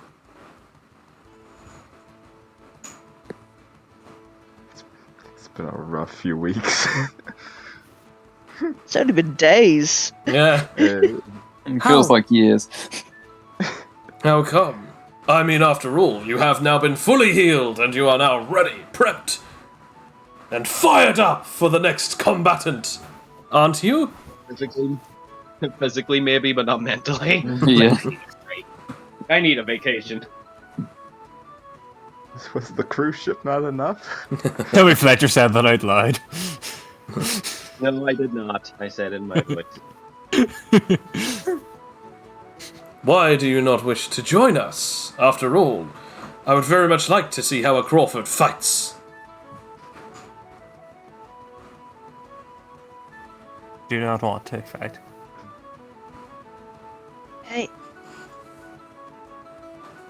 I think maybe Adrian needs to recover emotionally as well as physically. Ah. Yes, of course, I see. It makes a lot of sense. You have gone through a lot, and after all, it isn't exactly easy to get back up from a hit like that. It's a shame, really. What about yourself, Vespiform? Oh. You're that newbie from the Orochi clan, right? Is there something wrong, boy? Everyone, roll me perception. Those of you who get a 15 or above, you may also then roll something else, but we'll get to I that. don't think I'll get. This is still in the city, right? Technically, it's in the comfort of a man's home, so technically not. That's in the. I'm Well, I assuming mean, this just home has is- to be a perception, nothing else. It is in the city, but technically, I won't get you on that technicality. So sadly not. Okay, so Everyone's doing pretty well. isn't that just so insulting? Like I said, as long as someone gets a 15 and nobody got it, even Cloak got a 14. Jeez. Okay. Fletcher getting the 2 berries again. Okay. Rakia, Cloak, and Felix, you notice that this wasp man is just standing there. Just like standing there still as a statue.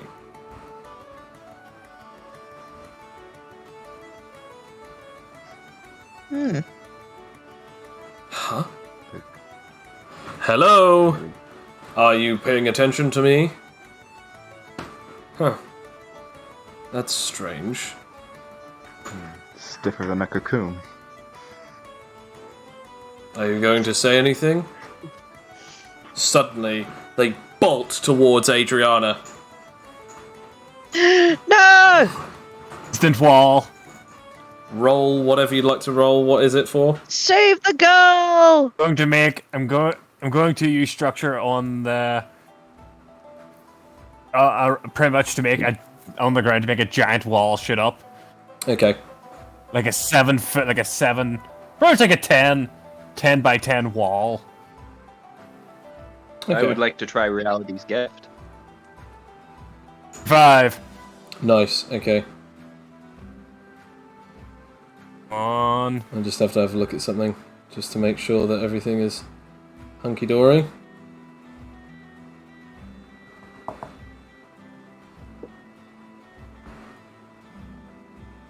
We get stuck in the wall. Okay, there we go. Right, I don't know why that's opening up that weirdly. Okay. Doodle doodle doodle doodle. Okay. That's more in structural carbonate. You just hand solid them. Oh. No, they get stuck inside the block, and then I use structure to just rip them apart. Whoa. Like the. Uh-oh. Oh no! As you then hit your hand against the ground, the entire wall created in front of this guy, boosh, punches right through it, and then you just then see his entire body open out. As you then see 4 arms wrapping around Adriana. No!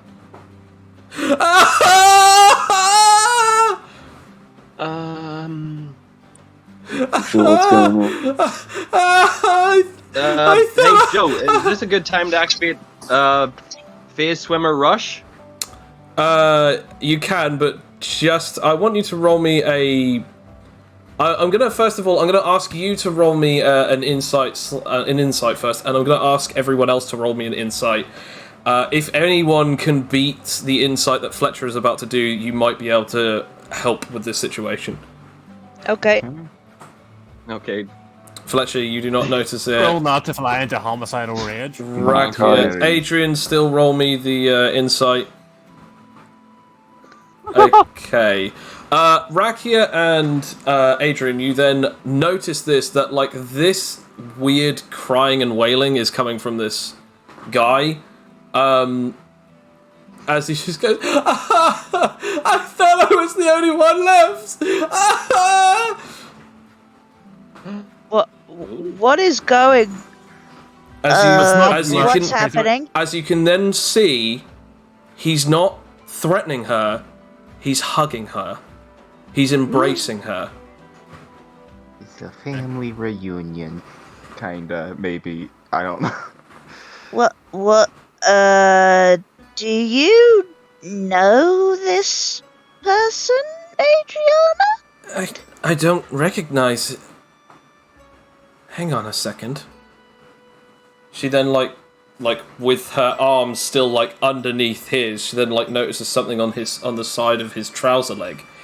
It's a little sigil on something. She then reaches for it. It looks like a little brooch made out of animite. You're...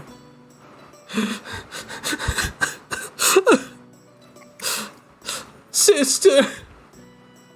As he then looks over at Adrian. Sisters!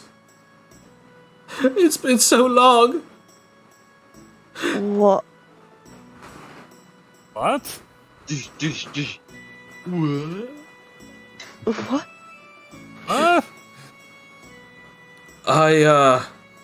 I wasn't quite sure exactly what's going on. Who exactly are you?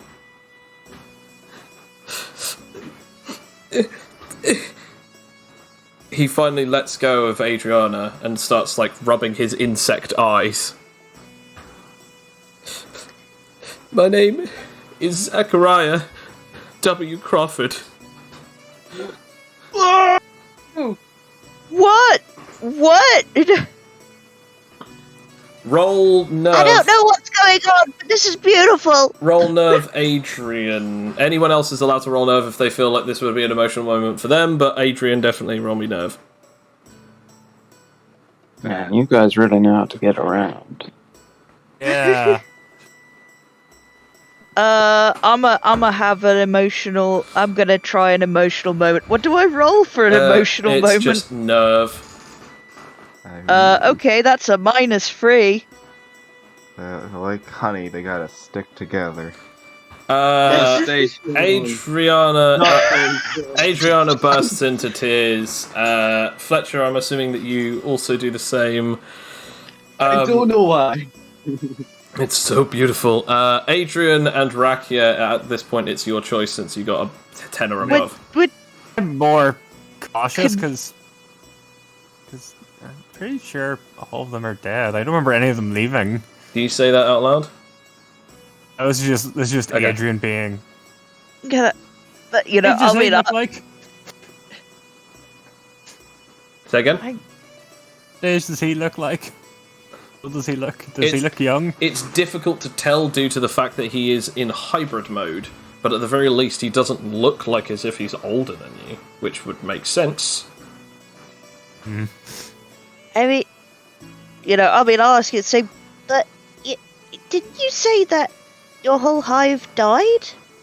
Like, what's what? As they finally, like, a couple of minutes later, like, stop the crying. I'm consoling Fletcher, like it's okay, buddy. It's all right. This new Vesper morph then finally calming down says, I was a scout. All of the males, we're scouts. I was on a basic patrol. I was supposed to go out and get some information, and I stayed past the curfew.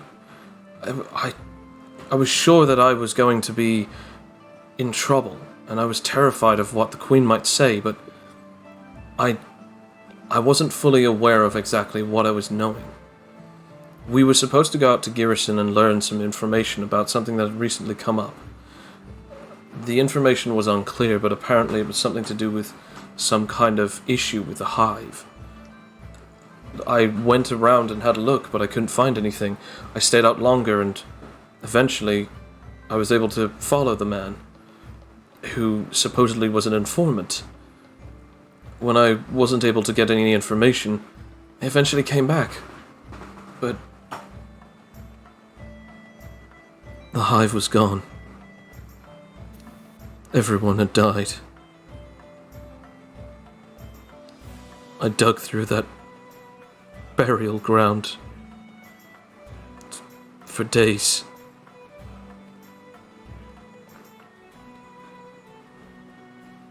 I thought I was the only one left. I didn't realize that the two of you were alive, and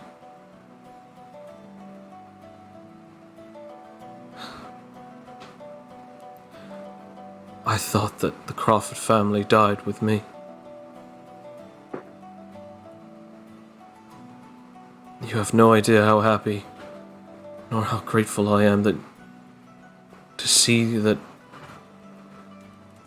my sisters live.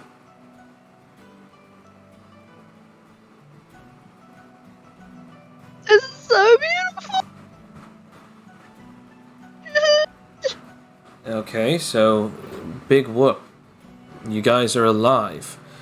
But why exactly is it that this is now news to you? I mean, it's not exactly like the subnet hasn't been screaming out Adrienne's name for a while now. I did hear about her, but I didn't know that Adriana had survived. I also wasn't aware that I'd ever see them. But I only found out about them recently. But when I found out that they were here, and that my master had taken them to come see Suzaku... Sorry, Lord Suzaku, sir. I had to. I had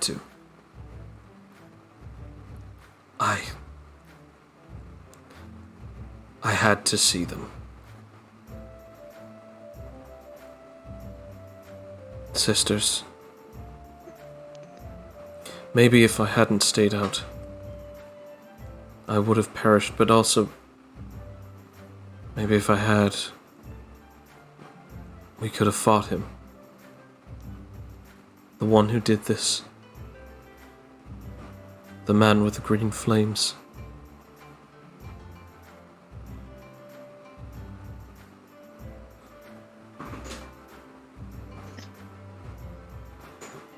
Sam, you're muted again. Adriana then Sam. peps up and just then says, Adrian.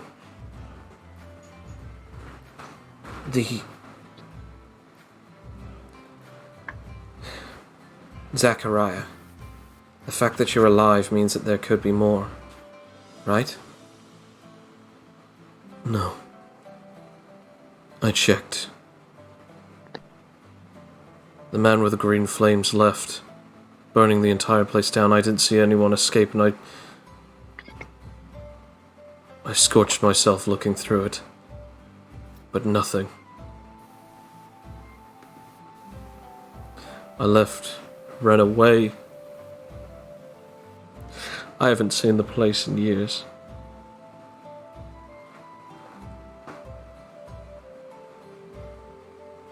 But now I know that you are here, and I know that you're safe.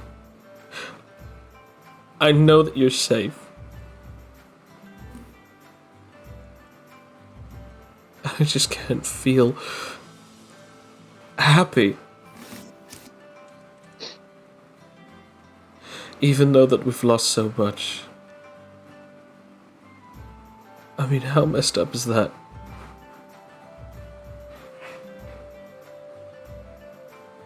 Adriana then looks at Adrian.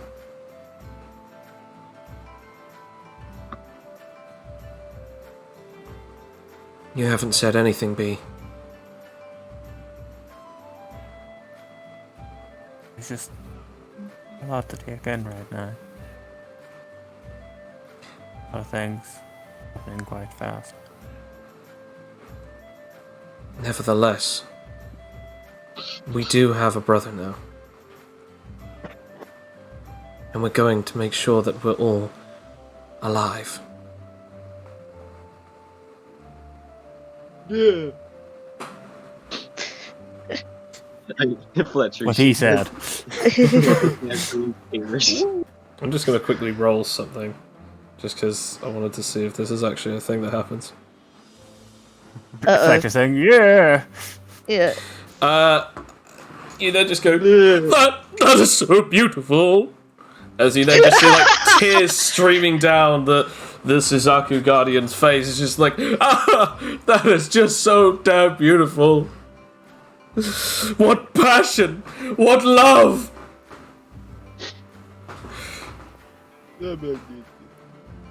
This has fired me up even greater! So, you're telling me that in light of this new grandeur, that there are more Crawfords out there, and even if there are only 3 of you, at the very least you have more familial bonds that bring you closer to this world. I cannot wait to see what strength that you show to me now.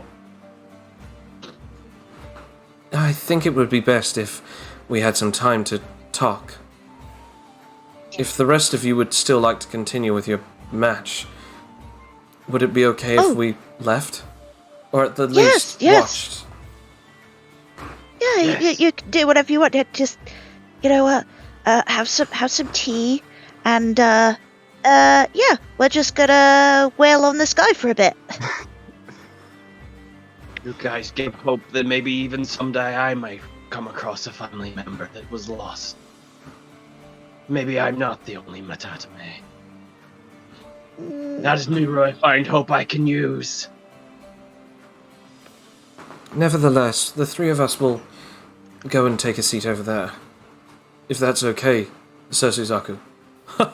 It does not matter. I extended the invitation to everyone. There is no dishonor in everyone declining. I just wanted to see, but of course there is dishonor in everyone declining with 0 people joining. After all, you are in a debt. I at least wanted to see someone's strength. I'm still here. I'm willing to take you on. I'll give every ounce of my strength into it. I look forward to it. Ha ha! He removes his sword from his scabbard and then takes a fighting stance yet again. Who is joining in on this fight? Felix will join. Rakia has joined the battle. Joining in just to be polite. Oh, that's nice. That's it is the custom. I guess I'll join. Okay, I'll just get He's not really a fan of unnecessary fights. However, this man, I mean, I don't even need to get you to roll the perception or insight on this guy to know that this guy is all about unnecessary fights. Yeah. Oh no, this is very necessary. This will be necessary. Okay, so Violence is the answer. those of you who are in fact going to be joining, I will need you to all roll me a move speed. Okay. Oh. Oh! Wow. How many? Does that do the multiplier of things? Yeah, so that's 10 plus 10 for every milestone you have. So, Level up. what's 5 times 15? What's 10 times 15? Well, actually, it would be technically 10 No, 15 times times. 16, so it's 160. Is it? Yeah, Oh. because it's 10 plus 10 for Oh. every milestone, so Right. technically you have... Oh right. yeah. Oh, I get you. So it's I it's don't think 100. I've had a Yeah, nat 20 160. since we implemented that rule. Yeah, because you definitely would know about it. Okay, so we've got Rakia, we've got... it's Rakia, then Fletcher, is it? Felix. Felix Nope. got a 27. Ah, this guy's going last. Okay, so Felix, you're next, so... Then it's Cloak, The one who cloaks. then it's Fletcher. Oh no, this guy's got fire, and my cloaks are not fireproof. And Depends then... if we're bards in this fight. Okay. So, Rakia, what would you like to do? Well, I'm just go all out on this thing. I am going to attempt my tri-whip attack. Okay. But while I do that, because I've got to get I am about to roll. Yeah, I'll try a tri-whip attack. Can I try? No, actually, I'll just do it normally. I'm just starting up after all. So yeah, here we go. My wit. Yeah, I need to roll my finesse, which is 19. Okay, and my whip, which is +5. Please. Yes, it just does it. Okay, I will now do this. Blueberries! Oh, damn, 2 berries indeed. Yep, okay. All right. So you hit him with do you hit him with the first one, you don't hit him with the second. Ah. So yeah, but this is my tri-whip attack, so it's So the like first one, know. I believe, is the first one and the second one. So the second one, is that the whip proficiency? 'Cause that's with +5. Yeah, that's the whip proficiency. Yeah. Okay, yeah. it's So the you whip miss with proficiency, miss with both the whips. So you do the extremity whip tongue thing, don't you? Yeah. Okay. Okay. Yeah, that's fair enough. Yeah. All right. All right. Well, here we go. It's my 5. It's my 5d10s plus 41, I guess. Yeah. Okay. Jesus, Lord in heaven. Nice. Nice. We are a bunch of children. Okay, so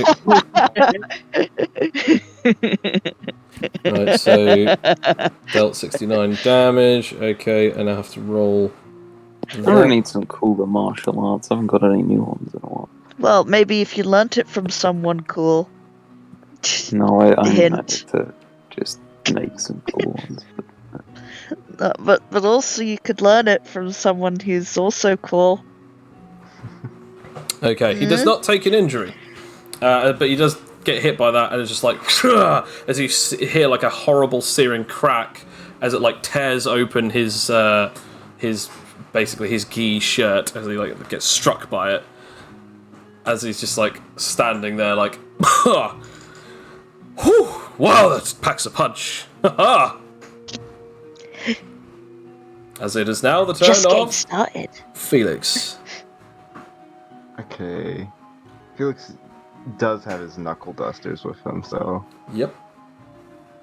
it's something I gotta keep in mind. Alright. Just gotta make sure that he's closest to this guy before trying to transform. Okay, so you walk up to him, yeah? Yeah, I walk up generally to where I'd be like closest to him. Okay. Roll for it. Who's adding all these emojis? Oof, that's That's a no for the first action. Oh, come on, guys. I I'm do gonna have drink again. 2 actions per turn. Yep. So you could try Man. again since it wasn't a natural one. Which I will. And that's That's a beautiful natural 20. Hey. So you are now transformed. Now it's up to you if you want to roll willpower or not. Since you got a natural 20, you can say that you don't have to roll willpower. However, if you want to hit him with the special extra attack, you will have to state that you'll need to roll willpower. I will roll willpower. That's fair enough. Because also this is my second action. So, Yes, yeah. So you need at least one attack in on him. Yeah. Willpower! Ah. What was the, It's a 10. Is the DC 10? It's a Yeah. success. So that means that the success means you fail. Yeah. Yeah, so you transform, and you are right point blank in front of him. As it is now the turn of Cloak. Indeed. What can do? So I'll attempt Wrath of Man. Okay. It work. Okay. Again, if any of you see this, his eyes glow, and a weird aura appears around him. It's totally normal though, you know. Now that is totally not normal, he says. It's pretty normal. I control.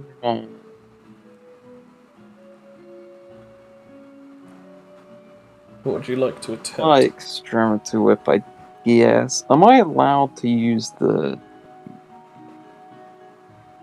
rake-end thing, or does that count as a whole action? Yeah, it counts as an action. Okay, I suppose I will try to use extremity whip, and Go for it. I will apply the normal nullification thing. Okay.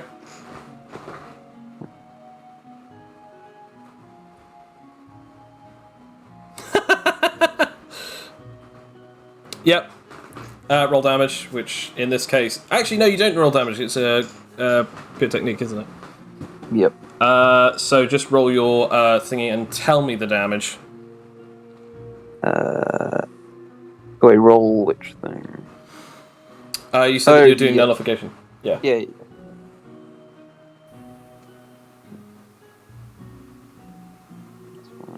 Okay. So hang on. Well, look at the damage now. The damage dice. The dice are the damage. Dice is normally like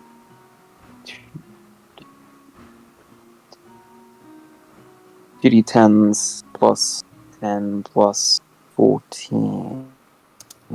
Okay, so 2d10s plus 10, that's 30, plus 14, that's 44. So 44 damage. Plus 8. Oh, plus an extra 8. Okay, so Yeah. 44 plus 8, so 52. Okay.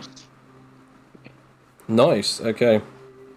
That doesn't break vitality, but that does a lot of damage. Damn.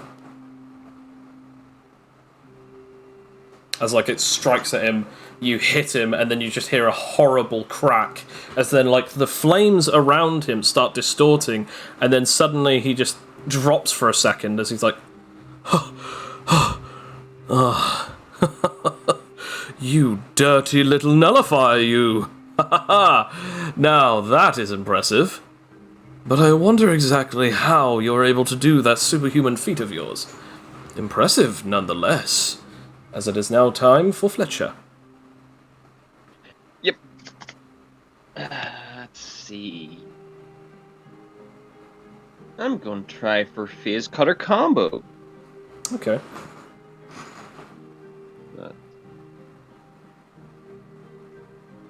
That's Cutter.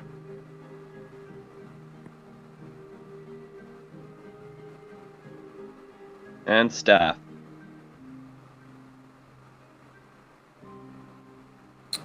Okay. That's 15, so I do get the combo. Phase cutter combo. Okay, so you activate phase cutter combo. So, okay. And you're also doing normal combo as well? Yep. Yep, okay. Alright.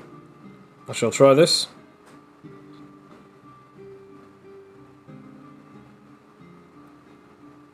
So...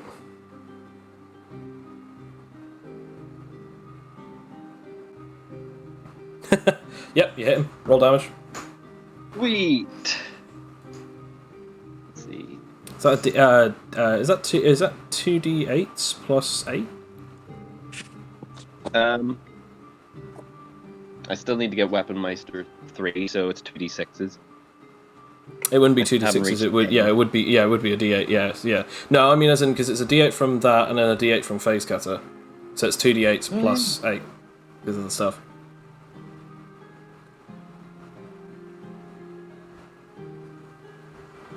Nice. 19, and I go again?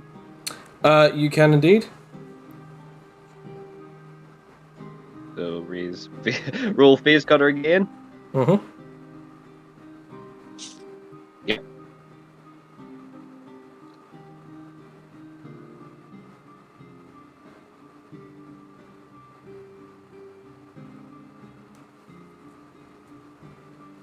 And... Staff. Boom. Did I get another combo? So you hit him. No, you don't get Yep. another combo. No, you just succeed in hitting him. That's it. Nice. 13. Okay. 13. Yep. So all together, 37. Nice. Okay. As like you pass like through him, hitting him, and just like, wow. Even though I'm in serious trouble, I'm actually quite enjoying myself. Now that is interesting. So, tell me, what exactly is it like to be like you? So strong in your ways, and so difficult. What is the roll requirement on the nullification, by the way? 15. Okay, 15. Yeah, that's fine. That's fine. That is the end of his turn. I tried to break out of it. It did not work. As it's now Rakia's turn. Oh, hey. Okay. Cool. You know what? I'm just going to use my both whips dual wield. Okay. You know, just like slashy slash, so he can have different types of damage up in him and maybe get a bit of bleed on him. So, d20 plus 16 for the initial hit. Oh my god! Jeez, you guys are having the most unnatural comeback. Jeez. Yeah, I just realised I had to go on. It's fine. Oh yes, you did. Yeah. So anyway, Right. So well, because that was, by the way, because that was with a proficiency, you have to choose: is that 20 points in your proficiency or that much into your XP? But it's only you know for. what? I'm gonna do proficiency because I need my whip getting up, Yeah, frankly. So yeah, two in my whip. Okay. Yeah. Yep, go for it. All right, here we go then. Well, I wasn't expecting this. So okay. it's just your regular damage plus both of the whips modifiers. Okie dokie. Yeah, it's 2. Yeah, it's it's 2d10.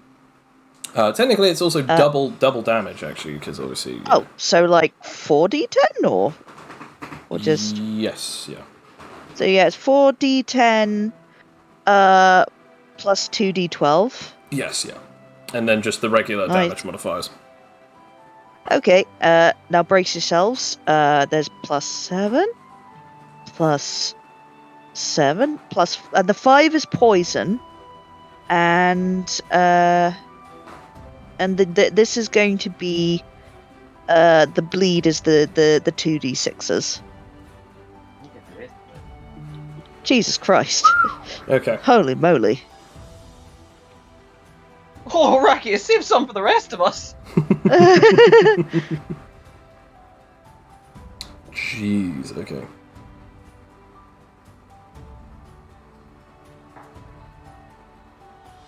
I've just shot there because I know there will be another one. Oh dear. So, hang on a sec. Oh, injury. So as you, Rakia, how do you like to do this? Well, I'm just going to be like, I'm just going to do the sort of the anime thing of just like, sort of leaping into the air, throwing the whips and then just going strike just 1 and 2 like whoosh, whoosh, across his back. Non-lethal, right? Yeah, non-lethal. This was to the victory, not the I death. don't think there's anything about this as non-lethals. Is he? I don't want to kill him. You should have used hold back. No! Hold back! It's too late. You've already rolled the damage. Shit! Oh no! I don't want to be a murderer. No. So. Chill, he finished. Yeah, but somebody nullified him. So sounds like a him problem. Sounds He was yeah. just buffed up and stood there and watched. This is why we pay the man who saved our friend. We kill him. Okay, so He said, "Don't hold back." he did indeed say that. That you are absolutely right. I'm not. By the way, I'm not blaming you. I think this is funny. I know if a certain somebody is listening to this stream, they are probably laughing right now as well. I mean, murder's murder. As you strike him in the back with these two whips, it bursts open his back. Blood just gushes out him just like a fountain. As his eyes roll into the back of his head, as his body then shrinks a bit, the feathers dispel. And he is no longer in a Phoenix hybrid mode, as he is now unconscious, and he hits the ground. Does anybody have that? Does anybody have that? The extra, juice that Adrian got? Wouldn't that not work on this guy? Wouldn't it be a little bit too strong? Have a phoenix flower. You just then hear Tendra just going, "Ha! You guys are murderers. Bye." I mean, don't point. I did not touch him. She just turns around and starts walking out of the building. What? Well, No. Someone get me some bandages, stuff to stop the bleeding. Can we call for the staff? Yeah. He's yeah. This has to have happened before. Someone call for the staff. He went a little overboard. Wait, wasn't the staff in the room? No, they were not. Neither was his little sister either. Good. Oh no.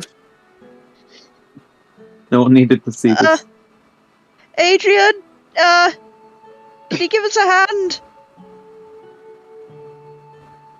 Adrian, you thankfully are in the room. Okay. To be honest, I thought I was gone. So as soon as he goes down, can I attempt to do my healing ability on him? Yes, you can. Yeah. To be honest, I thought I was outside the room with the other two. No, you weren't outside the room. You were basically sat on practically the stair that takes you down to it. There's like 3 steps, so you guys have just been sat there, just sort of like trying to figure out some stuff, and then immediately as you see this happening within, by the way, less than 60 seconds has this entire thing transpired, and you're like, oh no. Can I attempt to use my ability to, Absolutely can. The guy is no further than 8 meters away from you, so you don't even need to touch him if you don't want to. Roll to do it. Are you also going to use a token? Please. That worked. Are you going to use a token? Yes. Or are you going to re-roll? I mean, I don't want to get a 1, so I'm just going to accept that I get a token. Okay. I expected that guy to bust. Do you want me to roll damage first to see how much he takes and then heal him up with that? No, that's fine. Just real quick to add to what you just said, Bill. I was I was informed that I should not give these guys their boss health. I should only give them their NPC / mini boss health, which is just the regular health. There was only one of the 4 guardians that actually has boss health, and so. Man, Felix really just bulked up for nothing. I feel like I'm not the only one who's getting blue ball here. Ask XP do you get for healing him up? So how much damage does Rakia do? 70. 71. I'll say 710. Wait. Thank you, Rakia. Yeah. Okay, so as his entire back bursts like a meat balloon and then it all goes back. His back is absolutely fine. Perfectly safe. As if nothing happened. You then don't hear any breathing. Oh, no.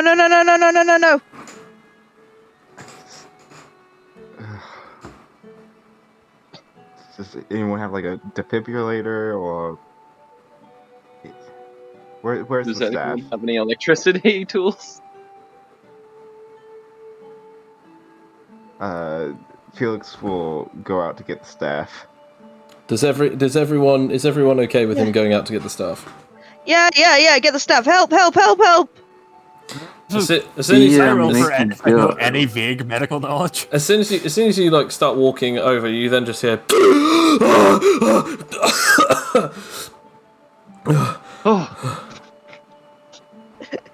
Rakia's just like next to him going. He then sits back. He then sits back up. Oh God, you're alive. Oh. I almost thought that I was about to bite it then. Yeah, you almost did. Sorry, I'm so sorry. Would have been Profits. It looks like the death rebate.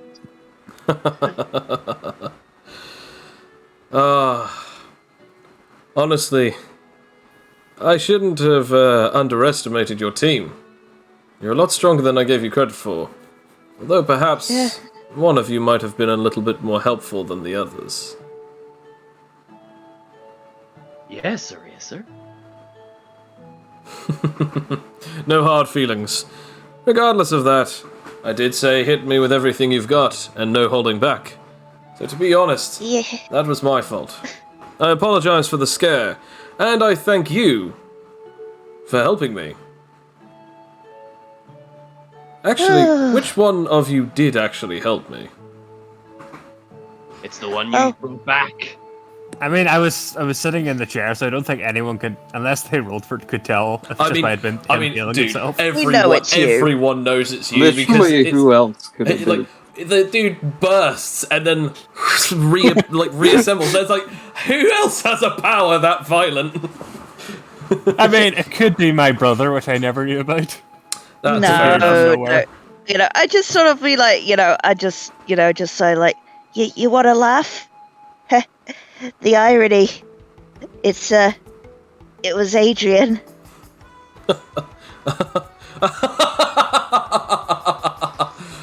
Ah, you're telling me that after my hubris, I was the one who was felled, and then I was healed by the very person that I told that needed to increase their mental fortitude. The irony is not lost upon me. It's good. So good we have a sense of humor post near-death experience. It's not the first time, but I'm actually quite surprised. I've never gone up against someone who can nullify my powers, so of course I was not expecting it to happen that way. He then gets up. Now that was impressive. But seriously, well done. That, test of strength and all that. Yeah, I'm not a huge fan of those. I'm not sure why.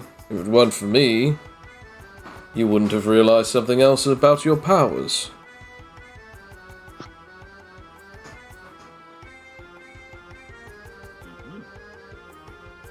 That is true. Raki, what do you mean that is true? Do you even know what he's talking about? I don't know. There's a lot of things that are happening all at once. You notice that he then places his hands on his chest, and then suddenly, Bill, you notice that because you notice something's not quite right with him, as he presses his hands on his body, and then you sort of see a sudden pulse within his torso, and he then just sort of removes his hands. Right, okay. Now that that's working, I should be able to do this. As he then claps both of his hands together as a whirl of energy appears around him, as the wings burst back out of his back, and then so do the feathers. As his entire body is enveloped in a strange glow, including the feathers, as fire suddenly blazes from his body. You then start noticing something is a lot different about him. Round 2? I mean, if you'd wish, but I doubt that you could even keep up with this. No, this was just all for the sake of healing myself. You see, this mode allows me to enter greater strength. It's not something that normal people are usually able to do. But yes, I should be healed in a matter of 2? Yes. No. 1 minute. Oh. Then we can have round 2. I mean, if you'd like to. However, I would like to ask something about you, Mr. Cloak. Talos, you said it was. Yeah. Talos of the Shungi clan, did you know something interesting about your powers could actually be based on the concept of actually not really truly knowing that you are one with the very essence of nullification? Well, I would think that's what my powers He suddenly creates are. a giant fireball in his hand and immediately throws it at you. Ah! Can I Right. jump in? I'd say that you're not close enough, so it's only a Bill thing. You can try Make a wall. You can try to react. No, it's not close enough to you. Is my Wrath of Man still active? Your Wrath of Man. Yeah, no, it's not still active. No. I'll see if I get a natural 20 with it as spell. That would be That cool. would be creepy if you did at this point. 100 meters of distance to Well, go. I I can't think do that it. still works, doesn't it? In this particular regard, I'm going to say no. But in any other situation, yes. But for the sake of narrative, I kind of need it to not be dispelled at this point. I mean, unless... you. I'll tell you what, no, we'll roll against each other one last time then. Oh, come on, there's no way I'm gonna win this time. You say that, but You might. never know. Oh, could be. Could be. Go. Two Let's go. berries. Yes. You suddenly like snap your fingers and the fireball just dissipates. Wow, it's just like you said.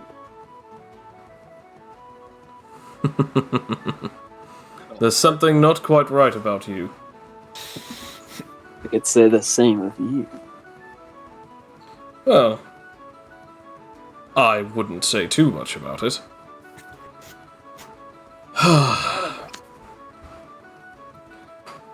Well, I should possibly just state my thanks then.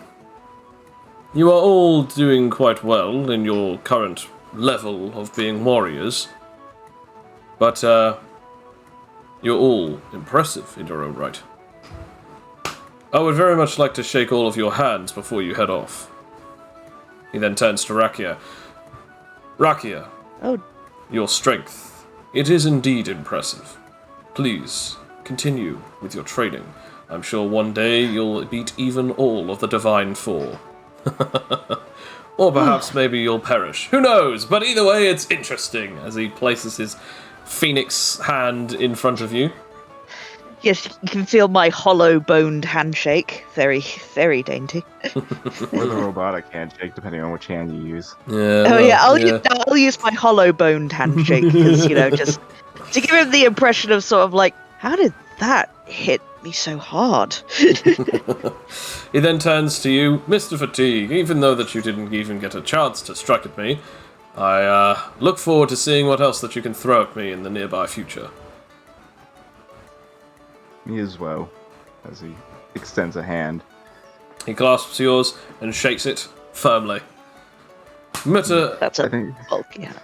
Fletcher Motatame, I know that you got a couple of good licks in, so perhaps soon you would like to do a 1v1. I much look forward to that as I extend my hand. He clasps yours, shakes it firmly. And now, finally, Talos. I do not know your name, nor do I care for it. But all I do care for is one day soon, perhaps we'll meet again. And that would be oh so glorious. He extends his I hand. certainly hope it will. I will, I will shake his hand. As you grasp his hand, his entire body dispels the glow. He then says, I knew it!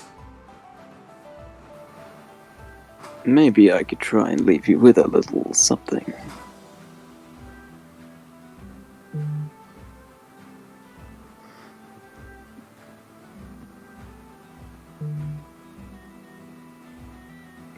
I think I know what you've just done. MC does work. Okay.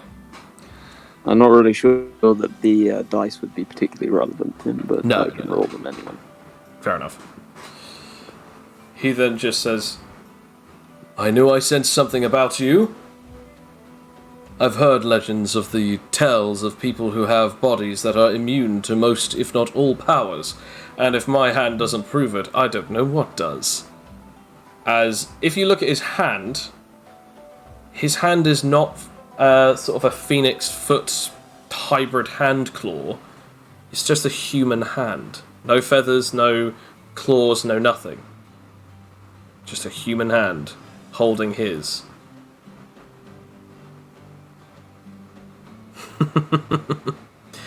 You're immune to powers. I bet if any of these three struck you right now, it would be as if a normal human being is touching you. I've heard of your people, but I've never known anyone to have such strong abilities. I've also never fought a nullifier dead on. Impressive. I bet you could be... Hopefully we won't need to come to blows again. Hopefully. He then lets go of your hand. His hand then returns back into its phoenixy glory. Well, you have paid off his debt, and including your own. After all, you saved my life. Well, congratulations, team. You just beat one of the 4 Divine Guardians. Whoa. Although maybe I shouldn't let any of you leave. It's too dangerous for you to find out that you were able to slay the immortal Guardian. I'm just kidding. It doesn't really matter.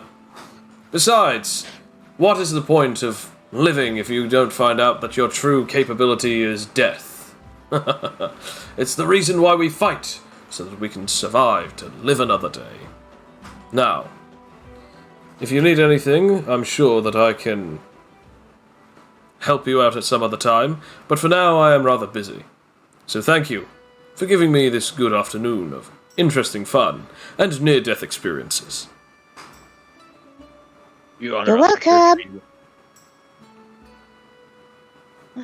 Have a great day. You too.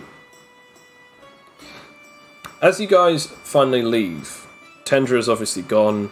However, Zachariah and Adriana, those two are sort of talking back and forth a little bit, sort of just like, so, what do you do? Oh, I'm a student at the university in Iris City.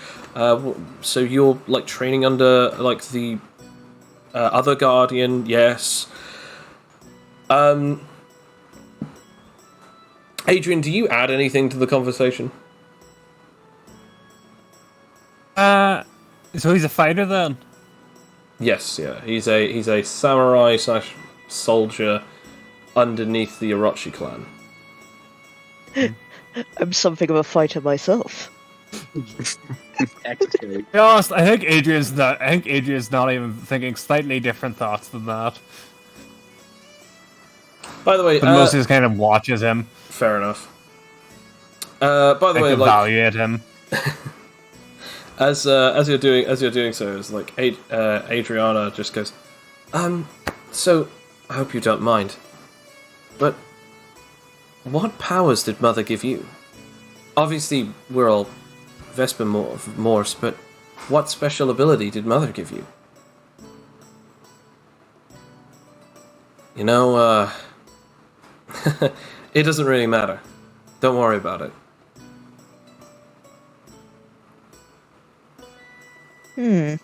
Insight the hell out of that. Roll insight then. Roll insight. Woo!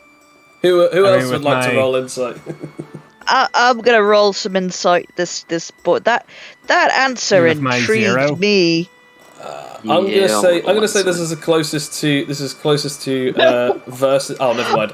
Oh, Hell, yeah. jeez.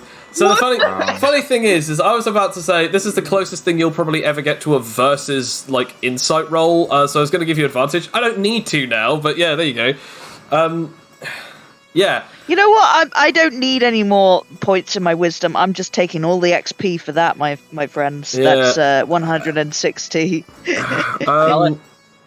Alex, do you know how the dice bot is normally homophobic? It's Pride Month. Yeah. Oh my gosh, that suddenly makes so much sense. We've got Thank 3 you. natural 20s. Thank you.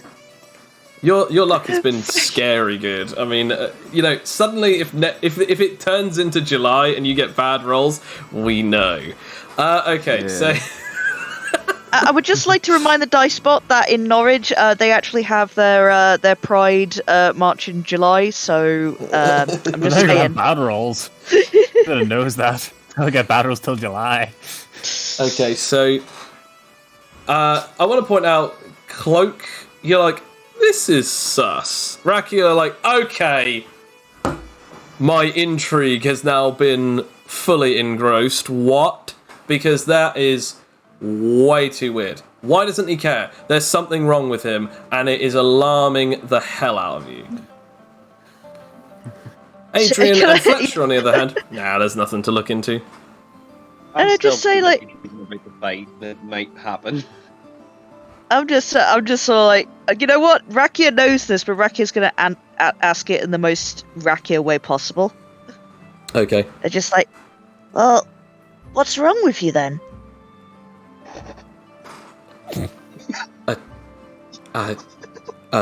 Excuse me?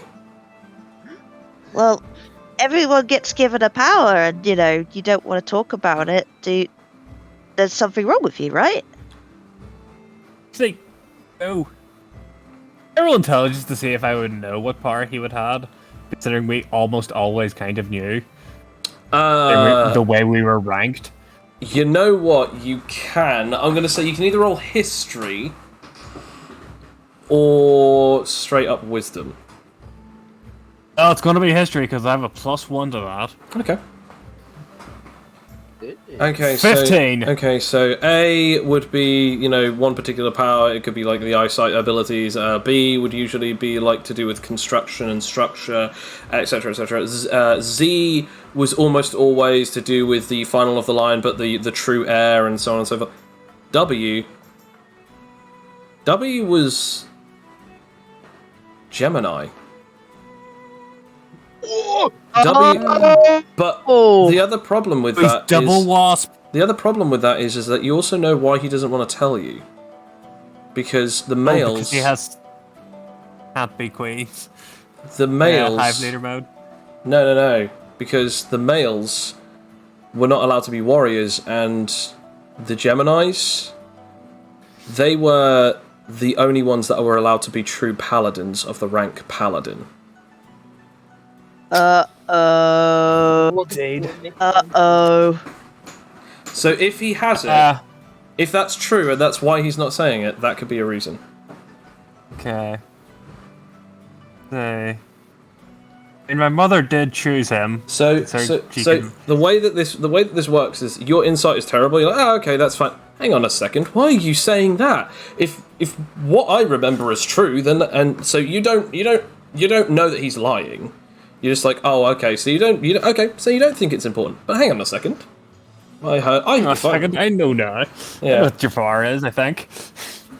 So do you bring it up? Does my sister look? What did she roll for wisdom insight? I actually haven't rolled.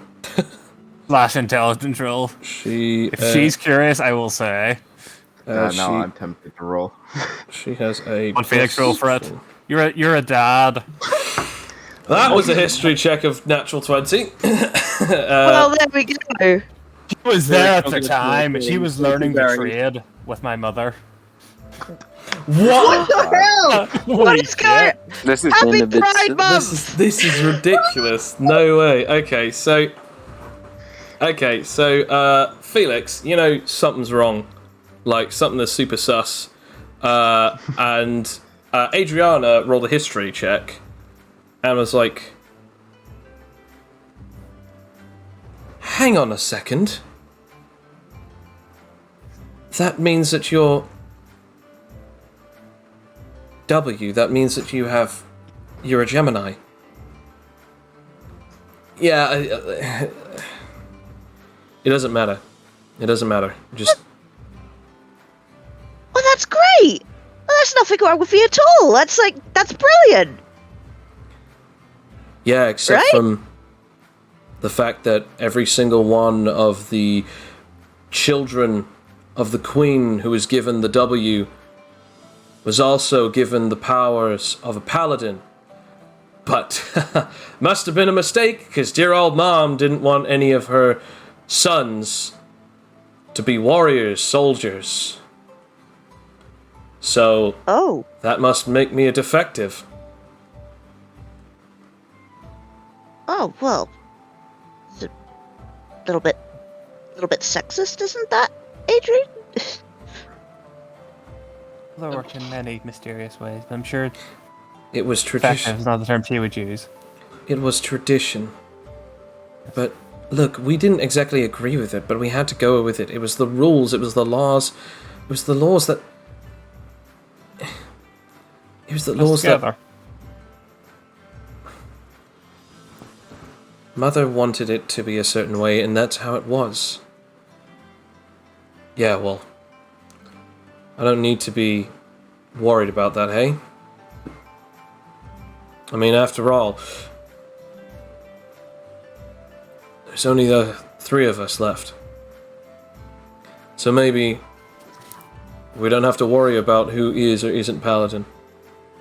Besides, I was already able to master that ability about 6 months ago. But it's just a joke anyway. Oh. Oh boy, Adrian. Well, that I mean, morale lowered now, even further lowered. Oh no. Oh. Adriana is sort of noticing that, and it's just like, well, look, we were hoping to build the kingdom up again, only I have the true heir ability. We can start again, and then maybe we can change it. The two of you can be my paladins, something like that. I don't care what Mother did. Tradition doesn't always mean that we have to follow it. It's just something that people did. We can make our own new traditions. We can make our own laws and rules. Isn't that right, sister? Or the queen. The rules are yours to make. Okay. Well, either way, let's get going. So, I have a question, actually. You guys fought one of those guardians, and now you've beaten one of them. But, Felix, where did you go off to? Wait.